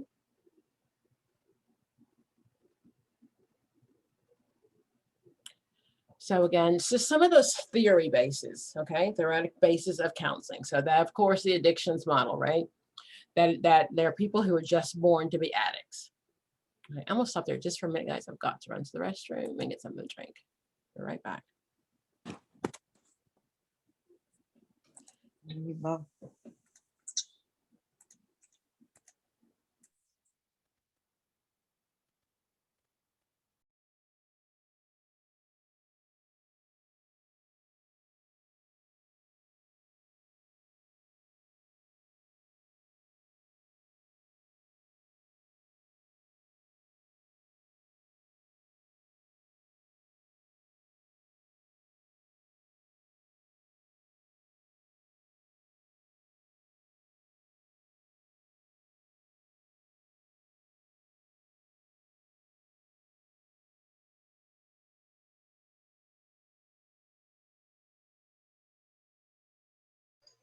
Angela?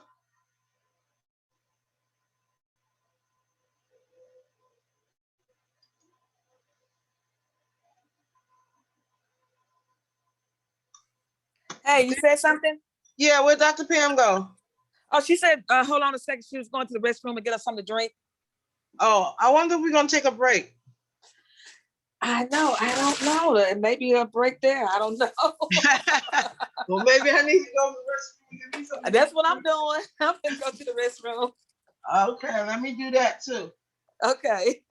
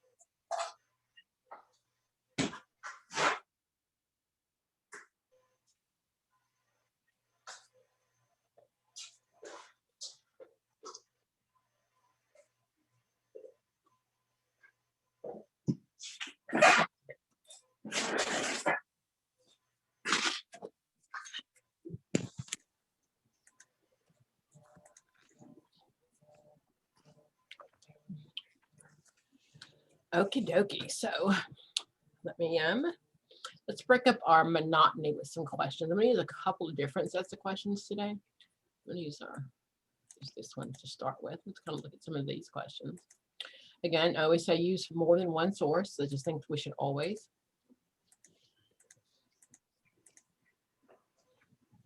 Okay. I'm sharing my screen. Okay. Was that our break, Dr. Pam? You can break anytime you want to break, okay? I just don't want to miss anything you're saying, but Well, okay. it's going to be recorded, no big deal. Go back and watch as many times as you want. Okay, so number one, what are withdrawal symptoms characterized?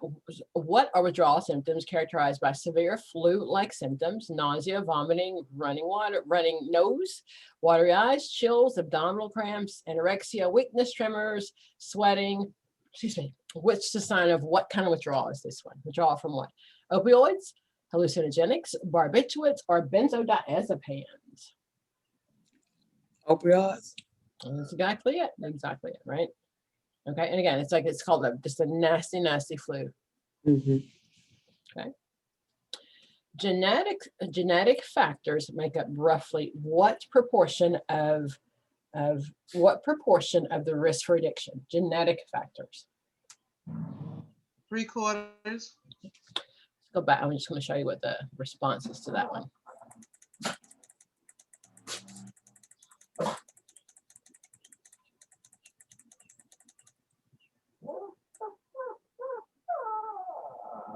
Oh, what's the matter? I didn't have any mama's attention. Okay. So that was 2. Okay. So just the role of genetics. Epidemiologist studies reveal that genetic factors contribute as much as half to an individual's drug use. When I talk about the 3/4, that was definitely from son to son. I mean, it's father to son. Okay, so it's different than when it comes from like father and mother to son and things like that. But overall, father to son, that's where my 75% comes in. Okay. So the role of genetics is slightly higher than males for females, and the role of genetics in heroin abuse exceeds that of other drugs.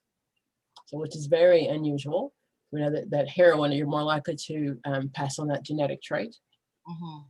Okay.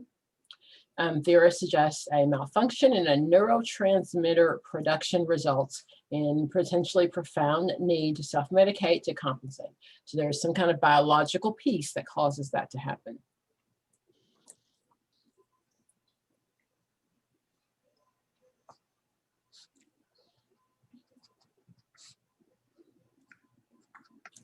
Okay, so it's 1/2. Number 3, what is the primary adolescent? Why is adolescent tendency primary? What is the adolescent tendency to impulsivity and risk-taking due to primarily? Why do adolescents take more risk?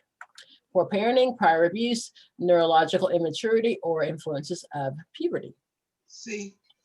Exactly. When does that brain fully develop? 24. I think sometimes never in men, but yeah, Really? I think you're still waiting on that one. But they say that in women it's 23, 24, in men it's 26. So that frontal lobe, your reasoning part, it just isn't fully developed yet. Okay, and that's why you think you're invincible. Okay, number 4, what are depressant drugs? Alcohol, opiates, barbiturates, benzodiazepines, typically used to cope with. Why do people use my depressants?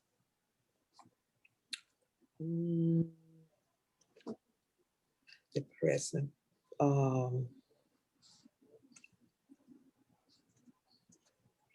Depressants. Why do people drink? Is it excitement, fatigue, Yeah. stress, or boredom? Excitement. Not usually. Not It's usually stress. You're trying to manage your stress, right? That's why with COVID, why the alcohol and drug use has gone up. So True. what about benzodiazepines? So you have a list of those drugs, make sure we know. Yeah, those are the things I'm still studying because those are quite a few questions on the text along with naltrexone, naloxone, and all of that. So Mhm. I'm still trying to study in that area.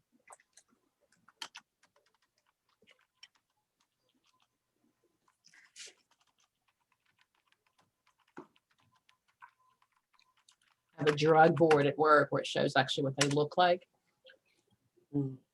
So I whenever I do like speeches and stuff, and people are always up trying to break my board. I'm like, no, they're not. Cannot get to them.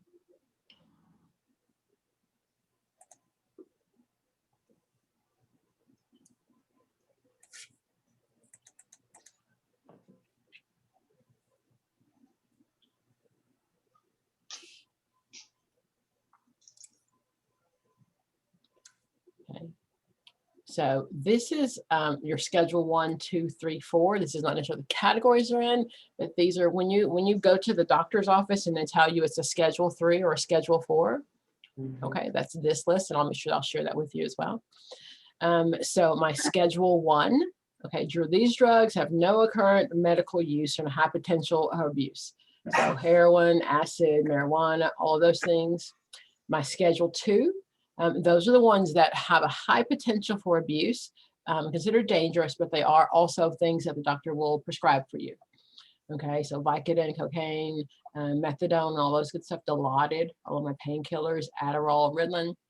Schedule 3, those are things, Tylenol with codeine. Okay, schedule 4, so Xanax. Xanax is a benzodiazepine, right? Ativan, all of those are benzodiazepines. And then my schedule 5, those would be things like Lyrica. You might see that. So even like my schedule 5, some of my drug addicts are told to stay away from even the schedule 5. Down your chart there. So that determines when you go get your prescription, whether or not the doctor has to, you have to have ID, you have to call it in, all those good things are based on what schedule it is.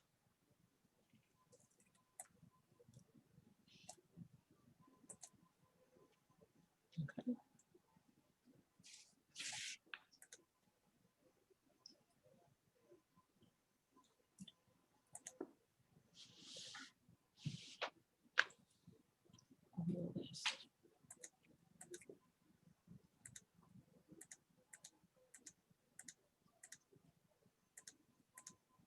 There's not 1,000 of my windows.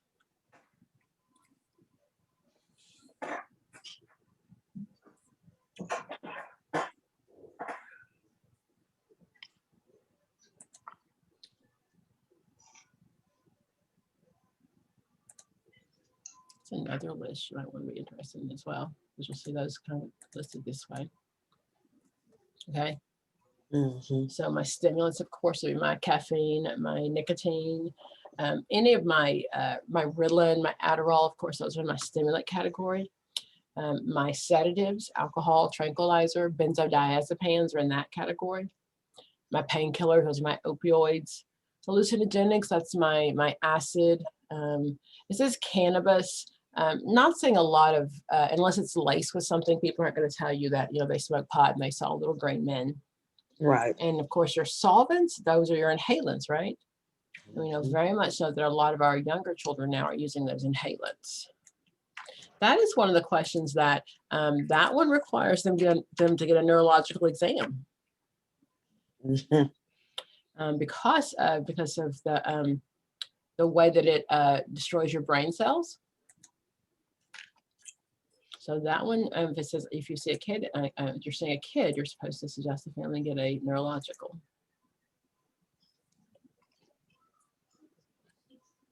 Okay, here's the category we're looking for. Again, putting in the categories. Okay. Stimulants, again, those are my mood elevators, cocaine, nicotine, amphetamine, caffeine. So caffeine use disorder is in the DSM. It's one of the ones that's considered under further study is required. That's how they refer to it. But no, that is in there. I'm drinking a cup of coffee right now. Just saying.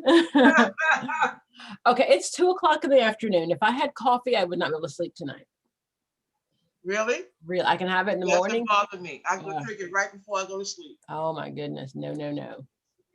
So then my depressants, of course, alcohol is in there. Anything that slows down my central nervous system, and my narcotics, again, those are going to be my opioids in that category. That's a good chart. That's Okay. a really good chart.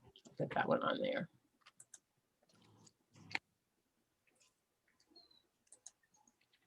Now, if it just gave the medications underneath for each one, it would be a cheat sheet. And I can find one. Let's see here.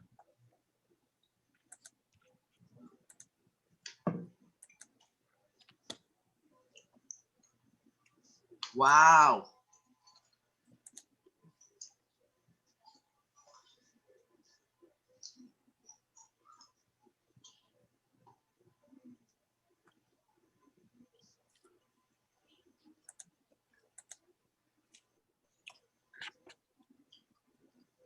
Dr. Pam, you have a lot of information. Wow. You should see my inside of my head. No, thank you.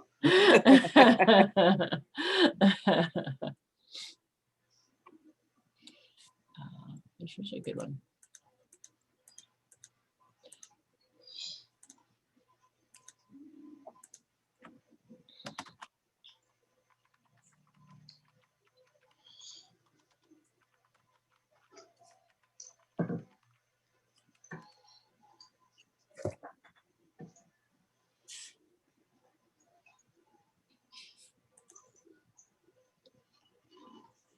She's not gonna give me, yep.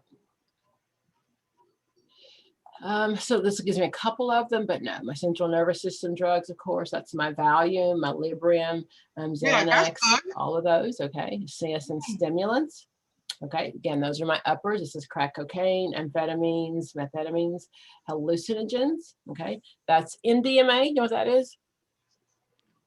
I should know, but no. That's my ecstasy. Oh, yeah. So that is, it's been around forever, and it really wasn't even illegal until like the early 70s. It was a party drug for a long time, especially in Miami, and not a big deal. It was not a big deal. But it's, so you'll see, it's still popular in the gay scene. You'll see a lot of people having lollipops in their mouth because it dries out your mouth. So that's MDMA. Okay. Narcotic analgesics, that just means my painkillers, opium, codeine, heroin, Demerol, Darvon, morphine, all those good ones. And of course your inhalants, those are the ones that we talked about before, the glue and the, what is it, the cleaner for your computer that kids like to inhale.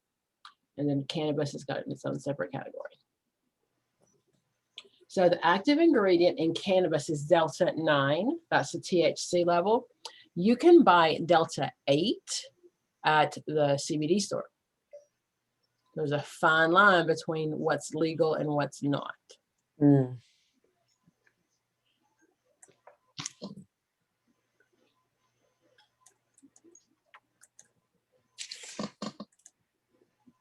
I'm not real sure how that pushes the envelope.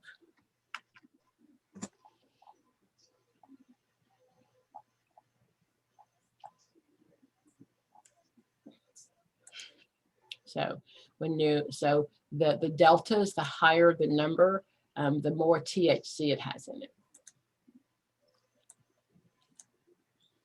Here in North Carolina, THC is allowed. THC is allowed to be used legally, of course, and a lot of restaurants are using it. And there was last week a piece on someone who said that he felt like his THC was better because of the company that produces it, the way they clean it. And he said, go ahead. Like edibles, like cookies and like that's those kind of restaurants. No, this was a food restaurant. He actually make like steaks and. Really? Yeah. I look it up and it said. I was gonna say, what was the name of that? Let me go check that one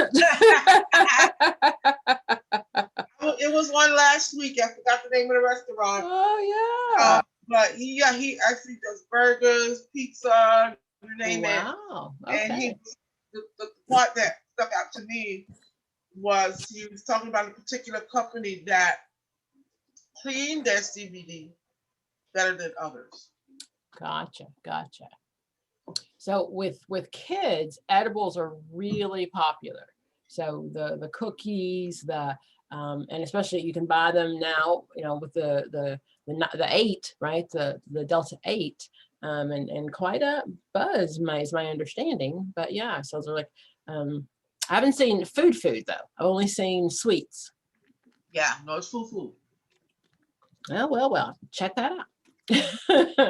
I'm looking it up now. I think it's funny. It's not new because back in the day, we had pot brownies when I was in high school, so that was not. It's so now though it's made a lot differently, made many times with the oil, right? Do you remember the movie? God, what was that movie?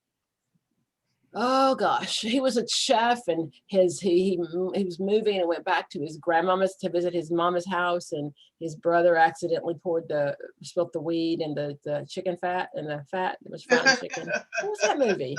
I didn't see that, but that was yeah, that was the movie, and it was and then people kept coming back for their chicken, and it was so good, and they'd be eating right away, and so. Oh yeah. Okay, yeah. So let's see. So. And we did that one. At low doses, what does alcohol act as physiologically? Low doses. Impairment. Low doses. When you had your first drink, how you feel? Happy. Exactly. So your first drink is a stimulant. Like, wow, hey, let's go to the bar. Let's have some wine. The first one's good, right? I like number 7 or 8, then you're at the bar by yourself. But the first one is definitely a stimulant. Okay. Among the following, which is the most harmful drug a mother can use during pregnancy? Heroin, LSD, alcohol, methamphetamine. Alcohol. It is. So what's that called? What is this baby's called? One of the babies syndrome, something. Fetal alcohol, and they definitely have a look. Okay, so some type of syndrome or something. Fetal alcohol, FAS. Yeah. Okay, and we can tell by the look on their faces.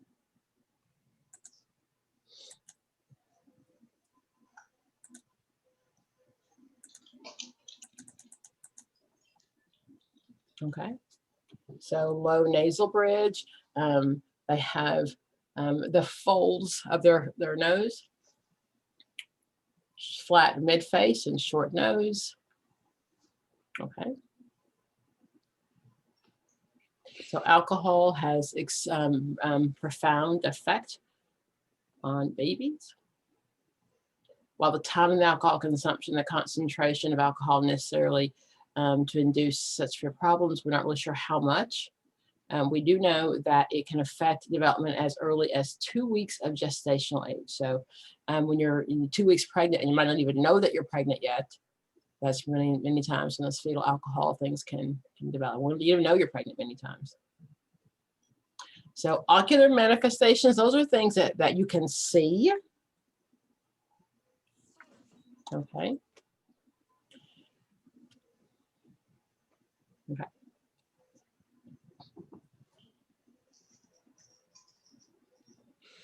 Okay, so those are mainly the ones that you can see. But there's also then can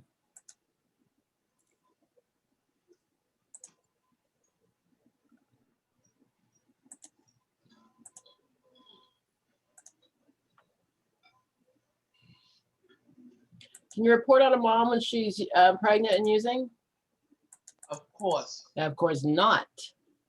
When a mom is pregnant and using? You can, that is not. The baby doesn't count until it's born. The baby is born positive, we can. If mom is using, that is not a reason for us to report that to Child Protective Services. Oh my God, come on. Baby is not until I didn't make the rule up. I'm just telling you what it is. Okay. So till baby is born, we cannot report that. Okay.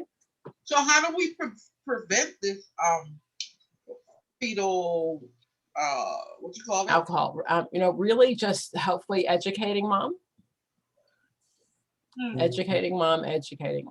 So, in general, there are probably a lot of children born that are substance abuse exposed. And depending on the hue of your skin and what hospital you go to deliver your baby is whether or not you're tested. Right? There's lots of babies that are probably at birth, but we don't test everybody. Right. Okay. Okay. I guess I was just stuck a little bit. And so until the baby Social Security number is what I say. But so if a baby is born positive, then you can report that. But at this stage, mom has the right to do whatever she wants to do with her body, right? That's what we believe in the United States. And if she's using that, so we can arrest her for her using, but we cannot arrest her for hurting her child. We can't do that. That was a personal bias. That's a fact. That's a fact.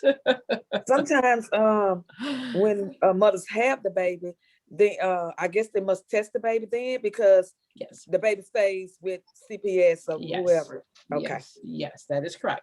Once the baby's born, yes. Okay.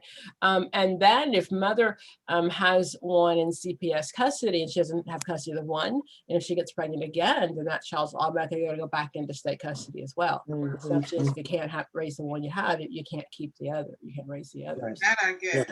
Okay. So yeah, but no, until they're born, we do not report that. I rarely get stuck. That stuck me. Sorry. Facts. Yeah. Yeah. So you're talking about preventive care. There's so much. I mean, of course, yes, educate, but that I think that's speaking to postpartum and mothers not connecting with the baby while pregnant, even after pregnancy, postpartum. She's not connected emotionally, mentally, and so education, yes, but until she connects. She's really, I can't see her being accountable to her actions if she's not connected to something. Part of recovery, what we do is we give them, outcomes of the behaviors. How do we give her an outcome to something that she doesn't care about right now? So I would say that using the disease model, that it's not a choice, that she needs her drugs and alcohol like she needs her next breath, and everything else comes second to that. So it's not that she doesn't care, it's just that she can't care. Because I'm thinking about breathing over here, and this is in my way of getting what I need. And when you're an addict, that's what you need. Yeah, I can see it from the disease model. Well, and I think that we're the mental health profession is the profession that of all people needs to really understand, because we see on TV when a mother leaves her baby in a hot car because she goes to get high, and the whole world is saying how awful she is, and I'm not negating that behavior. I'm just saying we understand it though, because when you're an addict, it's like taking that next breath, right? I gotta breathe. And if I'm trying to breathe, I might leave my baby in the car because I gotta go breathe. So it's not that, again, not that we don't condone it, but we can understand that the way an addict thinks. Nothing else matters. And, I think that you said prevention, so we don't have many addicts coming for prenatal care, right? I mean, if they came for prenatal care, then we would educate them, but we don't have that. So. Yeah, makes sense. Okay. So again, the prevention is just stopping consuming alcohol when you first find out you're pregnant. Avoid alcohol consumption during the entire pregnancy. Pregnancies aren't planned, so avoid drinking alcohol in your childbearing ages and if you're sexually active. That's a lot. So the whole childbearing ages don't drink? I don't think so. No. And if an individual is an alcohol addict, they might contact a physician before getting pregnant. Again, those aren't things my drug users and alcohol users are going to do. Okay. Theorists posit that stimulant abuse often occurs to compensate for deficits in all of the following neurotransmitters except.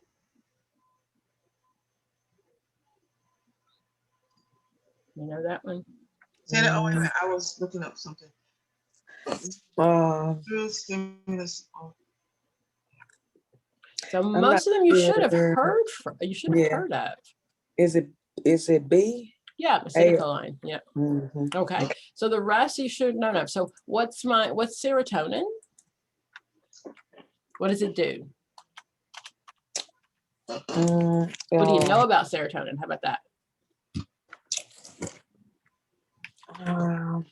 All of my my Prozacs and my Zoloft, those are my SSRIs. Those are my selective serotonin reuptake interrupters.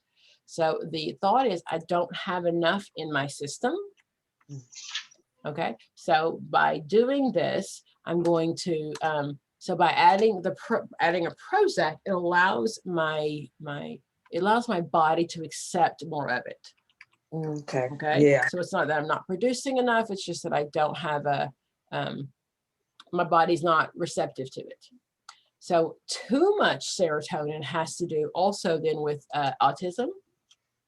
I think there's a relationship between babies having too much serotonin. By dopamine, that's another one of those neurotransmitters. So dopamine is that high in our brain, right? Our dopamine levels go way up when we're getting to use. Show what it looks like.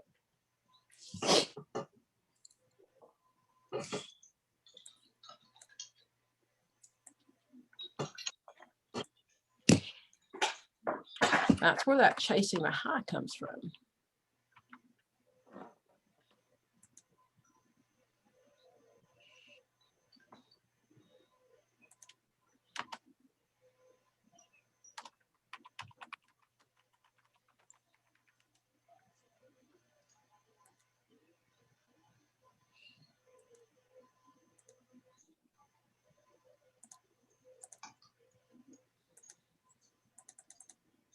Okay. So dopamine is that where that high comes from, like, wow, this is great. So what we know is that your body makes a certain amount of dopamine anyway. So prior to drug use, you had, it felt good to, ride a bike and hang out with your kids, and all those things felt pretty good. When you had the dopamine, that's your high. However, once you have used cocaine, heroin, something, it sends your dopamine level like way up to the sky. And that's why you're always chasing that high, because you remember the first time, how good it felt the first time. It'll never get that high again, right? So people use more and more and more. Their tolerance level continues to increase, right? I can use more and more and more, but I'm still trying to get to that original high. So dopamine is what is increased. Right? And what you find then after a while, that your what we believe is when you drop, your dopamine levels go down to the depressant level. So not even to where you were before, all the way down. Okay, so that's just looking at the cocaine on your brain and what it looks like with the dopamine.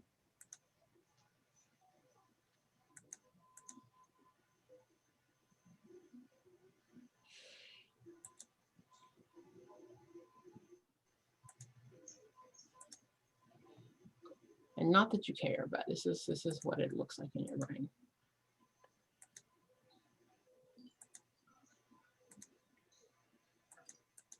I think it's cool.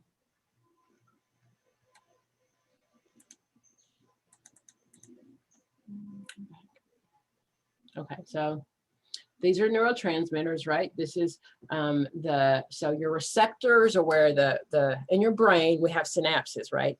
Two brain cells, there's a piece in between the synapses, that's where information gets through.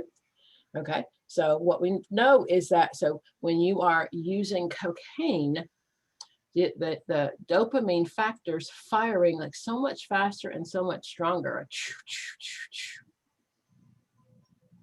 So that's your dopamine levels.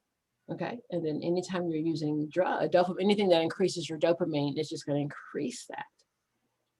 Okay, so then what happens is when you stop using drugs, then your dopamine definitely lowers, and the things that just used to give you a natural high don't do that anymore. In general, while we're here, so this is the same way that serotonin works. Okay, so the same thing is with serotonin though, is we think those blockers those are blocked. So the serotonin can't get through. So my SSRIs open those up so the medicine can come through. So neurotransmitters and your lesson today on your synapses and on how dopamine affects your brain. It's pretty cool. I don't know. It's just, it's pretty cool. I think the research behind is amazing. So yes, acetylcholine is not one we're looking for. Number 9, what is the euphoria experience when under the influence of cocaine caused by? A sudden effect of endorphins, a sudden release of adrenaline, increased basal metabolic rate, or a buildup of neurotransmitters. Which one? A. You got it. You got it. My dopamines are just kind of, you got it. That's why people get high with cocaine, right? That's why, or how? Why? Why? I don't think we know why anybody does drugs in general, do we?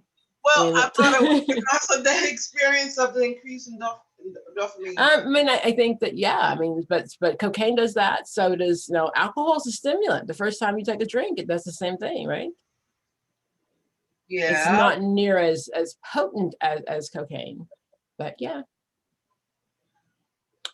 I mean, I think the biggest thing is chasing the high. That's where that comes from. That big old high happens, and then you never get there again. Okay. Let's see here.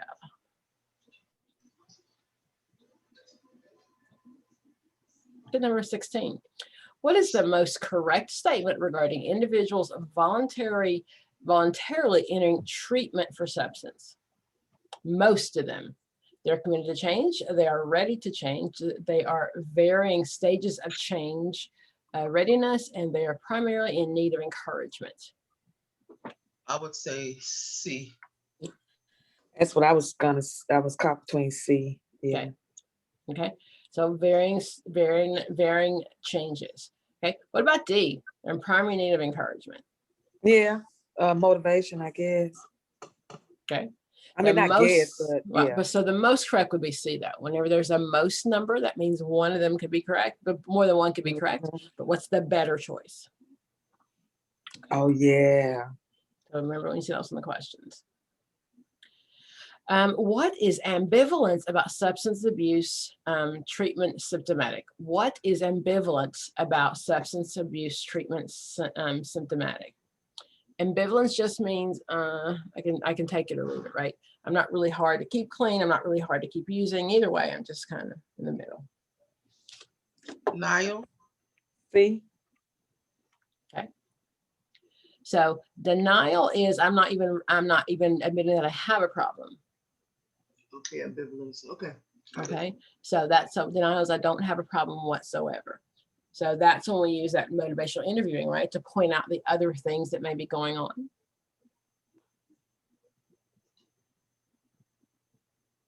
Okay, then I would have to agree with you. That was correct. Okay. Look at number 23. What is the gold standard assessment tool for co-occurring disorders?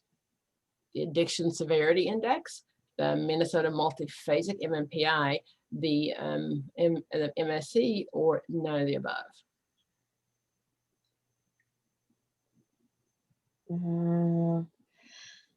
ASI.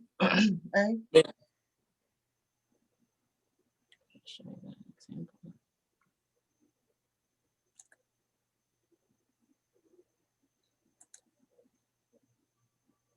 Okay. 27. Oops, yep. Sorry, it was D. Oh, there's no single assessment.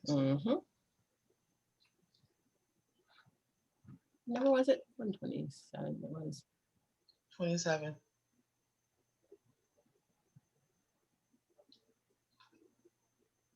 You sure? That's not right. No, Is 23 or something, wasn't it? No, it was, I don't know. What it's Yeah, it was talking about 23. It was co-occurring 23. disorders. Okay, 23, yeah. okay. There's no single gold standard assessment tool for identifying co-occurring disorders. So that was the key there for identifying co-occurring. So most often we're going to test you for like depression, and we'll test you for anxiety, or drug use, but there's not a tool that tests both. Okay, so it's really important for the counselor to be able to screen people and select one or more appropriate screening tools. Okay, so consequently, depression could be assessed with the Beck's depression scale. The MSE, that's your mental status of like how you are right here and right now, like where you're at. Okay, so yeah, so things like that. That's what I'm looking for. So my there's no one that does it.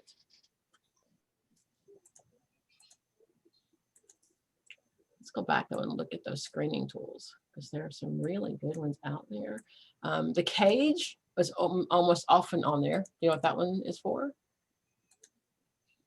Yeah, and I heard they got the CAGE 2 or something now, but CAGE was just for, I think it was just like 4 questions, 4 or 5 questions. Yeah.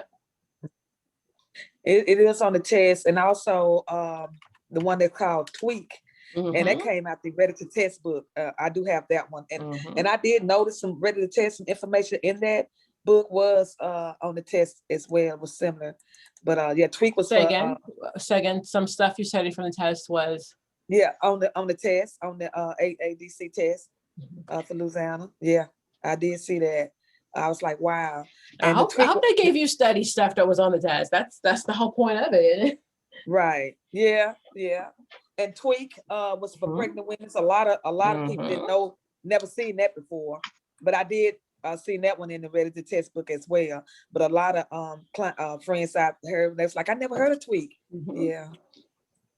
So the brief screener tool, the BSTAT, I've seen that one.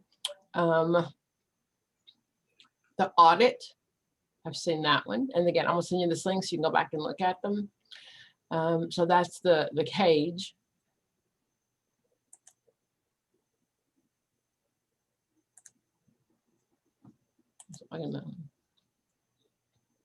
And the only reason I remember this one is because I know the E is for eye opener. So do you have to have a morning drink? If you do, then that's. So has anyone ever asked you to cut down on your alcohol? Have you ever been annoyed by people telling you to stop drinking? You ever felt guilty about the drink? Or how have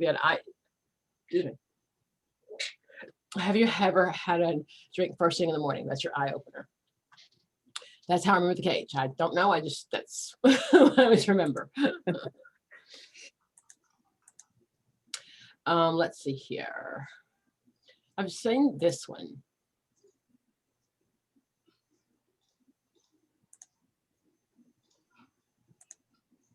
Okay, and just talks about, how often you've used. So that one's pretty good.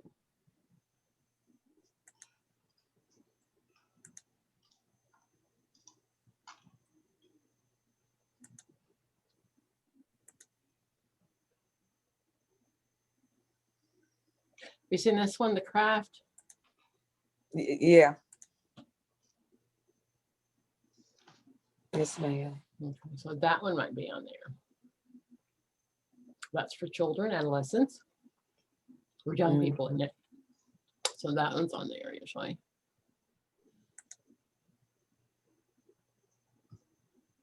The DAST. Yeah.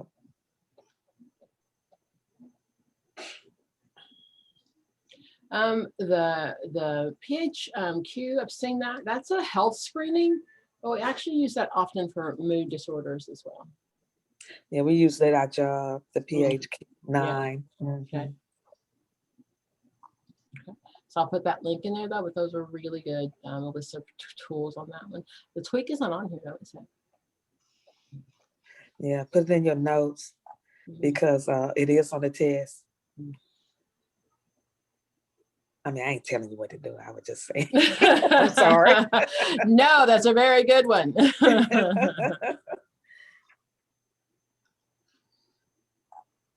Okay, so.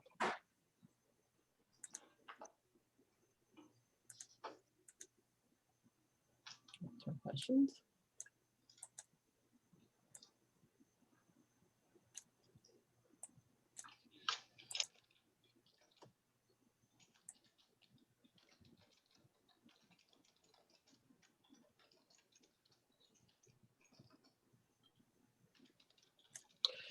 (131) Numerous factors have protective influences against the development of substance abuse and addiction. If the home itself is a high-risk environment, meaning parental drug abuse, how can a minor's healthy development be optimized? So those are called dynamic and static risk factors. My dynamic risk factors are things that I can change. So dynamic risk factors are, because you grew up in a drug world, doesn't mean I can't expose you to new things. Static risk factors are the fact that your mom and dad were alcoholics or your mom and dad are in prison. Those are things I cannot change. Okay. Okay, that's good.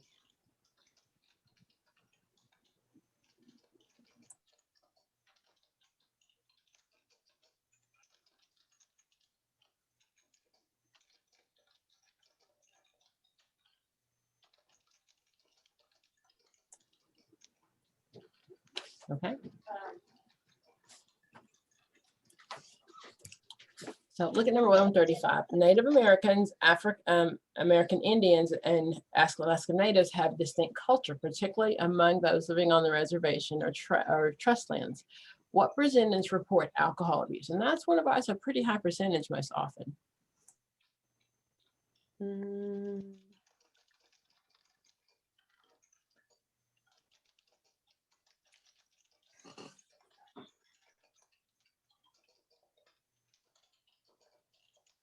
I'm not sure. I just get maybe, I don't know.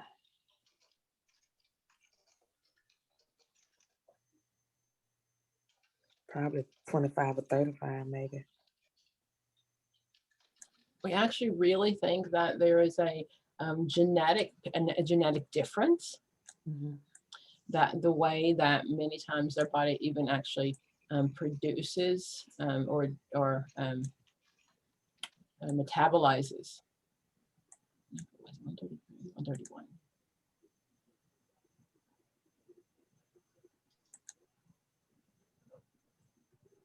Okay, there we go.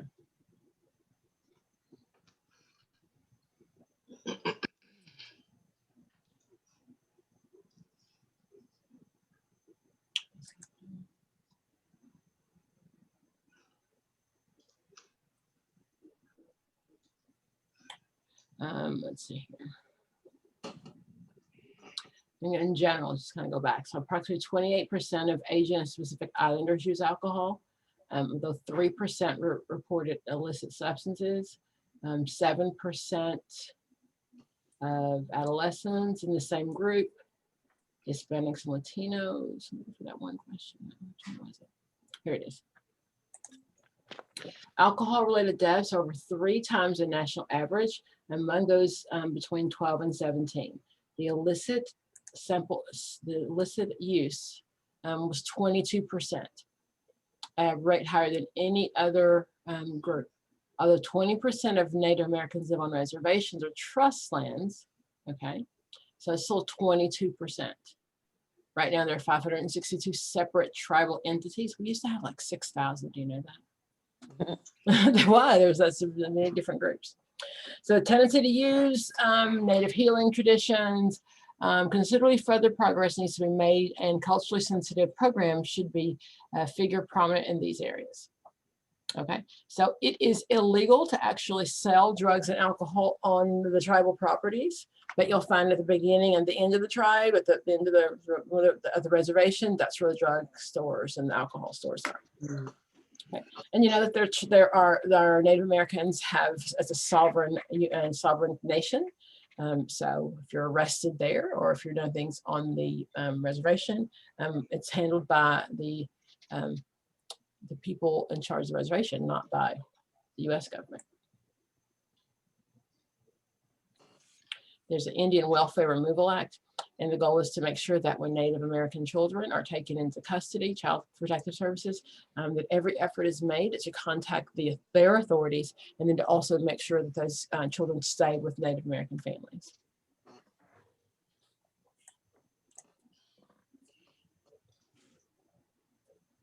Let's look at this one, 139. Ideally, a treatment plan should be developed from which of the following sets of people? Consultant and the primary counselor.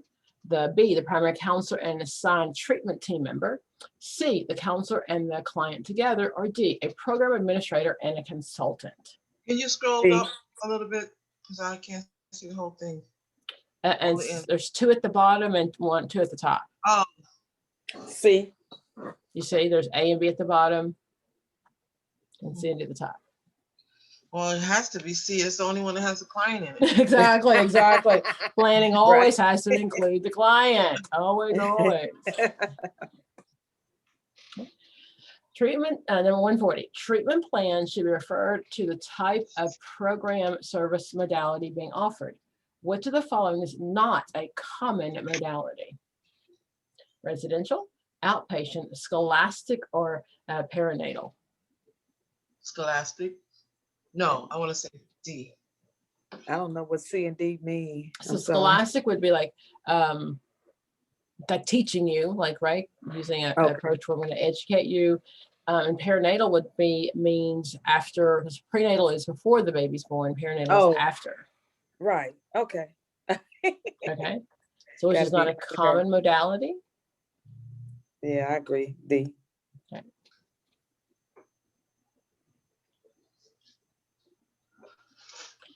Uh, 141. Fundamental ethical principles govern the addiction treatment process, especially in situations of medication-assisted treatment for opioid addiction. What does this principle of non-malfeasance refer to? Preserving client autonomy, working with client's benefit, doing no harm to the client, or faithfully honoring commitments. I'll tell you it's not D. C. Okay, and that's what malfeasance means. Will do no harm. Okay, so the ethical principle that says when working with opioids, okay, that I'm going to judiciously use medicated assisted treatment. That is, I will do no harm. I will not harm my client. 142. The capacity to be empathetic is important in counseling. What must a counselor do when relating to clients over issues over their past? Okay. Avoid any kind of emotional connection that compromises objectivity. B, avoid becoming overly drawn into the client's history and issues. C, ensure total immersion of the client's issues to properly relate and understand. Or D, ensure every detail of past pain and trauma is relieved and released. D. You do that? I'm D.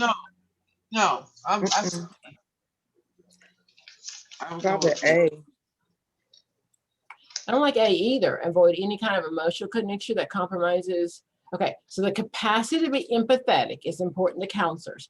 What must a counselor do when relating to clients over issues of their past? So it's the client's past, not my past. It's not a transference issue. Okay. B. Okay. Avoid becoming overly drawn. Exactly. I want to ask, and it's okay for me to have some sort of emotional, feel, right? It just can't have, it can't compromise my objectivity. I've got to still be objective. The word that stuck out for me was overly. You shouldn't overly nothing. Yes, you got it. And you shouldn't anything either, right? Mm-hmm. Totally missing the client's issues. No. Okay, so let's look at that one now. 143 is about transference. The counselor-client relationship can be very complex. What does the term transference refer to? A, feelings from the client that the counselor uses to strengthen the relationship. B, feelings from the counselor that the client accepts to grow and improve. C, feelings from the past that are projected onto the counselor. Or D, feelings from the current relationship that are added to the counseling experience. See, Yeah. So exactly. So countertransference is a client's feelings on to me. Okay. Do you know we do it all the time? We bang that new man for what that last man did. We really do. It's part of our everyday, you know, because he cheated, so I know exactly that you're going to cheat. That's transference. Okay, so we sit in a clinical term for the test, but in the real world, we do it all the time. Right. Right? you know, I had to recently identify that. Matter of fact, yesterday, Ah, okay. I had to identify that in an area where it's not spoken about a lot in test or whatever, but as having a private practice, billing and co-payments is something that I'm challenged with. And I found myself in setting up new clients, making sure their co-payments is, you know, I'm securing the wording, whatever in my contract and all that stuff. But that was transference, treating, setting my paperwork up based on other clients and how they have responded to the copayment. So I really had to. So I don't know if that's necessarily transference. I think that's just learning. I do. I think that, you know, whenever in my business or even at school, when I have to change a rule because someone didn't follow the rules, or I have to add a rule. So that's not necessarily transference. Transference would be like you're unaware of those feelings sometimes. I think that's more of a learning process, that I have to set up these rules because I've been burnt before. Well, if you would have heard me venting, yeah, but it was a learning curve. Absolutely. Yeah, it's a learning curve. So. And I did see several questions on transferring and counter transference. Okay. On the test. The therapeutic you relationship. Didn't pass the test. You know a lot. Ma'am. I'm sorry, I didn't hear in the beginning why you didn't pass, but it sounds like you know so much. Well, I had that distraction. If I'd have had if I wouldn't have to hold my nose with my glasses and my mask, I probably, I think I could have did better. For his past, I won't blame it on that, but I will, because that was the most distraction, was me trying to read the questions and keeping my glasses from fogging up. So I'm guessing you didn't practice that the day before. No, because COVID came out and no mask. No, ma'am, I didn't. I just thought the mask, gonna stay on my glass. Okay, so this was early. Oh, gotcha. Yeah. So now I always recommend that you practice it first, right? Because you never know what it's going to be like.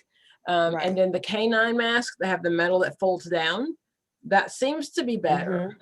So that seems to keep that moisture in. Yeah, those. And the test is 2 hours?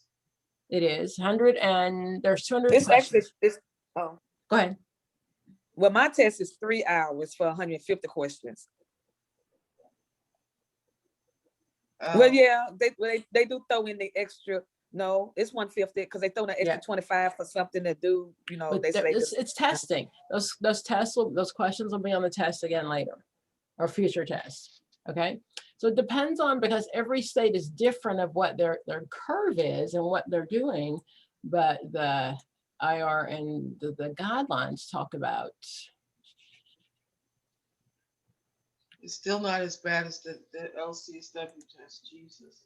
Oh my goodness, that is not that bad. Well, I think it is bad. I'm not gonna pretend. That's probably, I tutor for all the tests, and probably it is hard. It is hard. I'm not gonna lie. You took it how many years ago, Dr. Turner? In 1992, but I mean, I tutor for it though, so with my clients. So that is definitely one of the ones that is, it's a harder test. Not only do you have to know content, but you also have to know, you have to know how to answer the questions. which is different than a lot of the others. So like, you know, what I teach is how to answer the questions, test construction, what to look for in the test, and on this one too. But on the LCSW, it really is just it's hard. I'm not gonna pretend it's hard. Okay, we'll go back to just some teachings a little bit. Okay, so we're talking about the addiction theory in general. So the addiction theory says that whether you're a drug user, an alcohol user, a gambler, anything, once an addict and always an addict. So it says that addiction is not necessarily that drug, it's your personality that says that you are addicted. You have addictive personality. Okay, so that's that theory. Okay. So these core skills, whether you're doing these in a group setting or an individual setting, those are those communication skills. So questioning. When you're reflecting, reflection always means giving back with feelings. So if you're reflecting what a client said, you're going to give that back with some feelings. Goal setting, confrontation. Most often we're going to confront is our, a substance abuser because they're lying if they're speaking. However, we do confront another profession. So whether or not you're a clinician of any size, if a client is giving you something that doesn't match up, it's incongruent. They're saying something, or this week you said you were going to stop smoking, and this next week you're still smoking. All of those things are things that are definitely then part of that confrontation. So we can do that. It's most common in drug and alcohol use, but we can definitely do it. I'm encouraging nonverbal communication, distancing, multicultural sensitivity, etc. All of those things are part of those core skills when it comes to working with your clients, whether it's an individual or a group basis.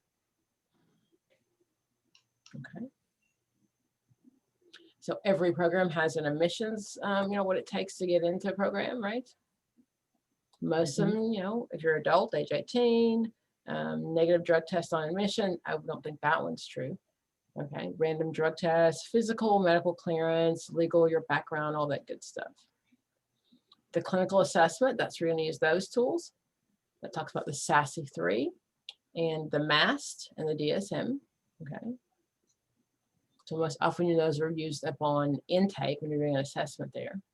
Your DSM is, of course, with dual diagnosis, right? You're giving them a diagnosis as well as then a drug screening or a drug and alcohol screening. The psychosocial, looking at their family, their background, all this good stuff. That's where that genogram sometimes comes in, looking at the family stuff. Okay. Ongoing treatment planning. So we know, again, that case management, that's it's an ongoing thing. The key psychodynamic feature recurring in chemical dependency clients is denial. Not only do the clients typically deny their problems initially and attempt to cover up the abuse of all at the onset of treatment, they also very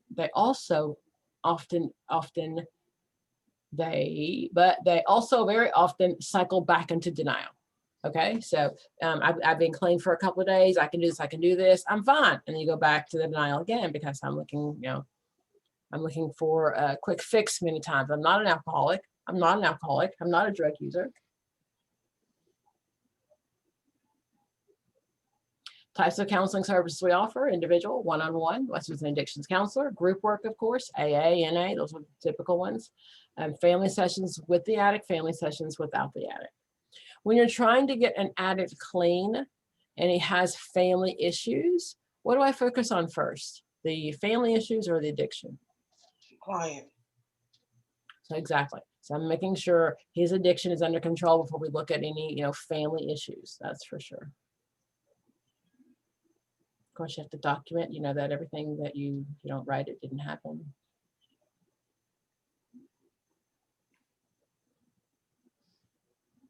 Confidentiality and disclosure, same with those code of ethics, things you can and you can't do, right?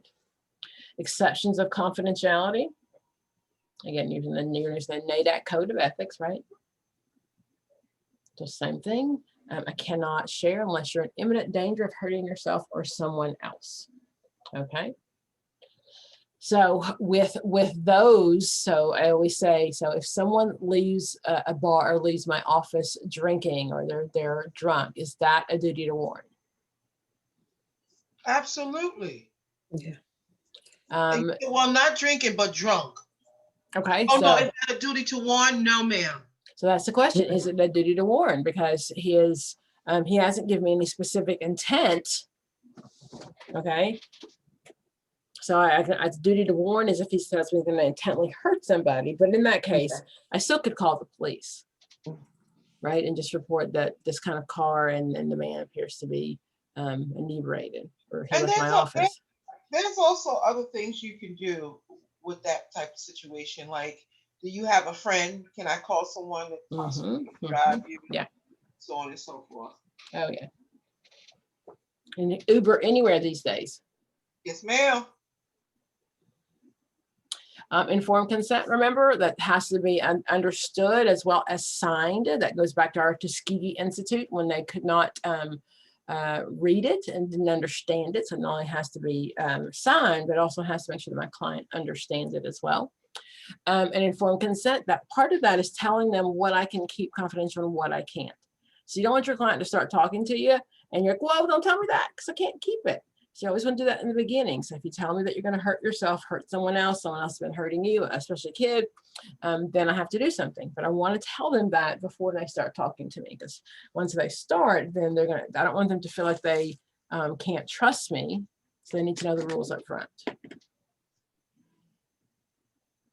That could be hard, Dr. Pam, because I haven't seen this person yet, but okay. I have a male who has a lot of issues. You know, I did the screening over the phone, but I'm not judging, but I could tell that there's some illegal activity, you know, and I'm thinking now, how do I really let this client know that I have a duty to warn and not. Oh, you don't have a duty to warn for illegal activity. No. No. My client could have killed somebody yesterday, and as long as no one else is in danger, I can't share that. Wow. Code of Ethics says, is there an imminent danger of hurting someone else or themselves? Even if he tells me he's going to go break in a car, I still can't report that unless he tells me I'm going to break in the car and she's sitting there and I'm going to kill her. But no, we don't share that. Sorry, get to keep that with you. Like a priest, a lawyer, all those good things, you hold that. Wow. You do not share that. Honestly, my client can tell me that he killed his wife 3 days ago. And if I have no reason to believe he's in imminent danger of hurting anyone else, then there's nothing I can do. I can convince him to turn himself in. I can ask him those things, but there's nothing. What does that do to a subpoena when we're subpoenaed to court? When we're subpoenaed, that's a different story, right? Because when I'm subpoenaed, then I have to do what the judge says. So I'm going to still try to protect my client. But if the judge says, I want the full records, I want to say, okay, Your Honor. So the first thing I'm going to do is I'm going to ask him to drop the subpoena, right? Because it's privileged information. And the assumption is that when he told me this, when we were doing this, that he had no plans of it going anywhere. When he told me, it was a privilege for me to keep this secret, and we had no idea that anybody would ever know. So please, Your Honor, drop the subpoena. And she's going to say no. Then I'm going to ask him to narrow the scope. Please just look at the smallest part you can. Don't look at the whole record, just the smallest part. And then I'm also going to ask him then to seal the records. Because anything out there, public information, you always want it to be sealed. I mean, if you got a divorce, if you sued your neighbor for something, that's out there for the world to see. And, I don't want my kids seeing some of the things that, people have said in court. So I'm always going to seal the records. Okay. And that is Code of Ethics. So that's the Code of Ethics for all of the mental health professionals. Okay. And look, it just talks about that right there. Issue for court disclosure. A court order may be issued under certain circumstances, allowing programs to release confidential information. Strict procedures must be followed that occurs. The patient, the program must be informed that an application for the court order has been filed. The patient and the program have the right to file an answer with the court regarding the application. In this instance, the patient is to be investigated. Only the program needs to be notified regarding the application, and orders issue if the good of the public outweighs the interest of the patient and the program. and only information that's pertinent to the investigation or prosecuted is released. A court order may be granted if the information necessary to guard against very serious crimes. I have a question. Mm-hmm. What about insurance companies? Because I recently, last week, got something from the insurance company that, which one was it? Was it Optum? That they wanted me to release the client's treatment plan and notes. I said notes, absolutely not. Well, so for the test, the answer is, I'm going to go back and check our arrangement first, like what agreement I've signed with the insurance company first. So it just says I'm going to release the diagnosis, then I'm going to say this is all we agreed on, that's all you need. Then if that's not the case, I have to check with the client first before I release any more information. So if she's waiting, if she's thinking the insurance is going to pay for it and they won't pay for it because you didn't submit something, then that's her. She needs to know that. And then if I'm going to submit something, I need to let her know or let her read it so she knows what I'm going to submit. A lot of people are just hesitant, as they should be, with the electronic records now. Your medical records, your medication, that could end up in lots of people's hands. So a lot of people just choose to pay cash. That way, no one knows. Okay.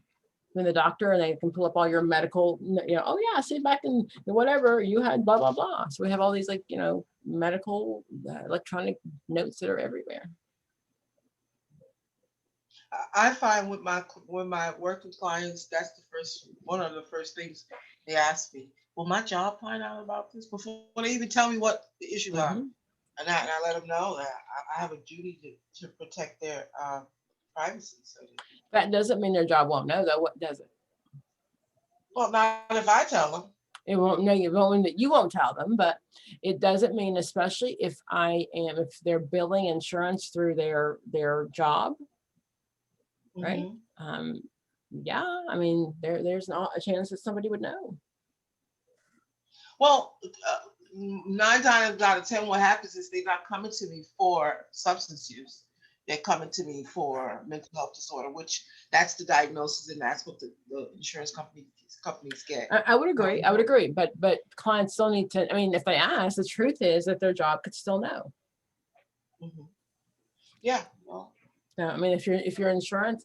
If you're working, if your insurance company is paying for it, then there's not a guarantee that your job won't know. And especially if you're, and this is just off the record, if you own a small business, so your business rates go up if you have like smokers or drinkers or things like that. If your insurance rates go up for your employers.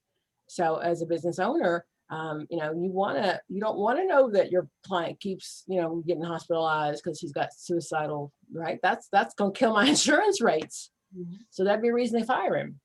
I couldn't do that legally, but definitely that would happen. So that's just real world, not test questions, but it happens. Okay, so 5 criteria for confidential information release is when you can release it. The crime must be serious in nature, involving a threat to life or threat to serious body harm. The information requested is germane to the investigation of the crime or the prosecution of the crime.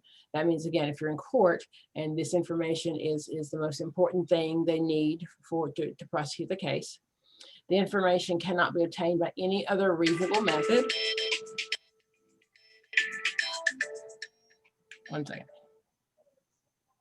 Hello. Hello. How'd you do?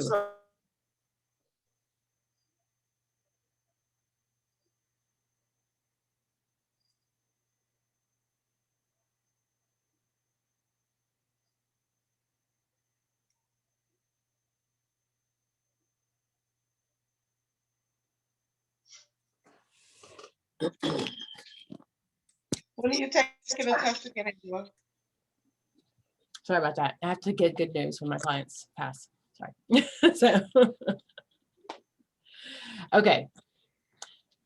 So the need for the information to protect the public is greater than the harm that may be released to the patient. And the program is given the chance to retain independent counsel when an order of confidential information is requested. Okay, so that's when you release confidential information, especially if you're working at a residential facility or some kind of drug treatment facility. Okay, so difference between subpoenas that come from the lawyer can be, should be ignored, but you don't have to do anything. Okay, so the federal guidelines regarding subpoenas have been issued. Subpoenas should not be ignored, but they cannot be automatically obeyed either. A subpoena from the lawyer is different from something from the court. From the court, I have to show up, I have to do those things, but when it comes to my lawyer, it's not the same, or their lawyer, okay? Other issues of confidentiality, what about the whole HIV thing? Yep. Do I share, or do I keep that? You keep that. Okay, so the answer for the test most often is depends on your legal jurisdiction. So it depends on what the rule is in your area. Okay, so I tell my students, just always follow the agency guidelines. Okay, but as a rule, there's not been a time where it's okay for me to tell a client or tell someone else. They're not in imminent danger. And just because you sleep with someone who has had HIV doesn't mean you're automatically going to get it. I do think that's the same about COVID too. At some point, there'll be nothing on the test about COVID, but I do think in the future, that's going to be one of those questions. So if I know that you have COVID and you're walking around, not covered and blah, blah, blah, do I have a duty to warn? So I think that's going to head there in the future. Of course, you're a danger to self, danger to others, right? For an example, a client could speak of owning weapons and be preoccupied with the idea of shooting any drug dealer he can find, all for the misery the drugs cause in the world. In this situation, the counselor must use careful clinical evaluation to weigh the potential of whether or not the client would take the action. This situation becomes more difficult if the client names the drug dealer and suggests an event. So if he has a plan, exactly he's going to shoot his boss after work today, then of course, then that's going to be, I've got to work on that, right? I can't leave that one. But if he just says I'm going to kill somebody, it's that very vague, then that's, again, there's not, I'm going to document that he said it, but I don't have enough information necessarily to share. I actually have a client like that owns a license. Who are they killing?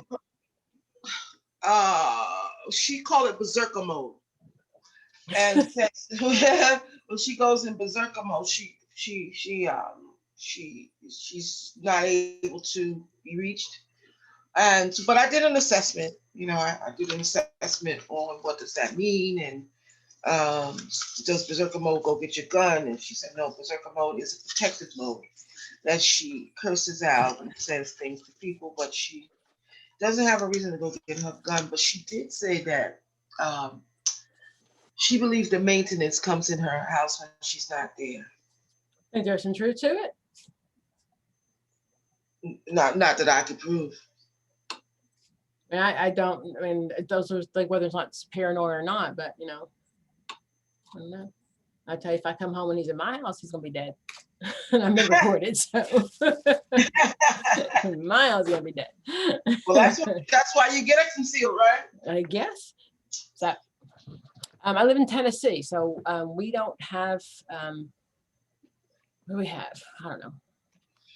So in North Carolina, we have open carry, which means that anybody can have a gun. So okay, so I have an open carry, but I can only open carry. So I don't need my gun license for concealed. I need my gun license for open carry. And it's the opposite. So, yeah. It's the total opposite. You need a license for concealed, not open carry. Gotcha.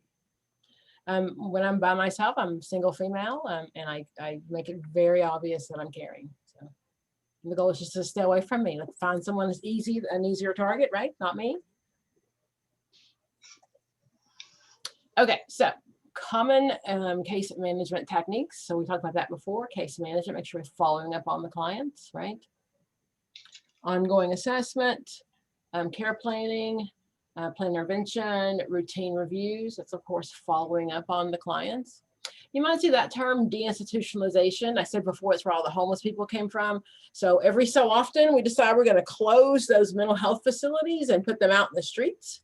And that's the job of case managers, to make sure that those clients get referred, get hooked up with community mental health. So happened last time, I think in the early 80s, maybe, if you recall, some of the mental health facilities closing in your area. It happened in the 60s. So what'll happen is we'll get like lots of homeless people and lots of people committing crimes, and then we'll probably go back the other way where we'll put them all back in institutions again. So, but you might see that term deinstitutionalization.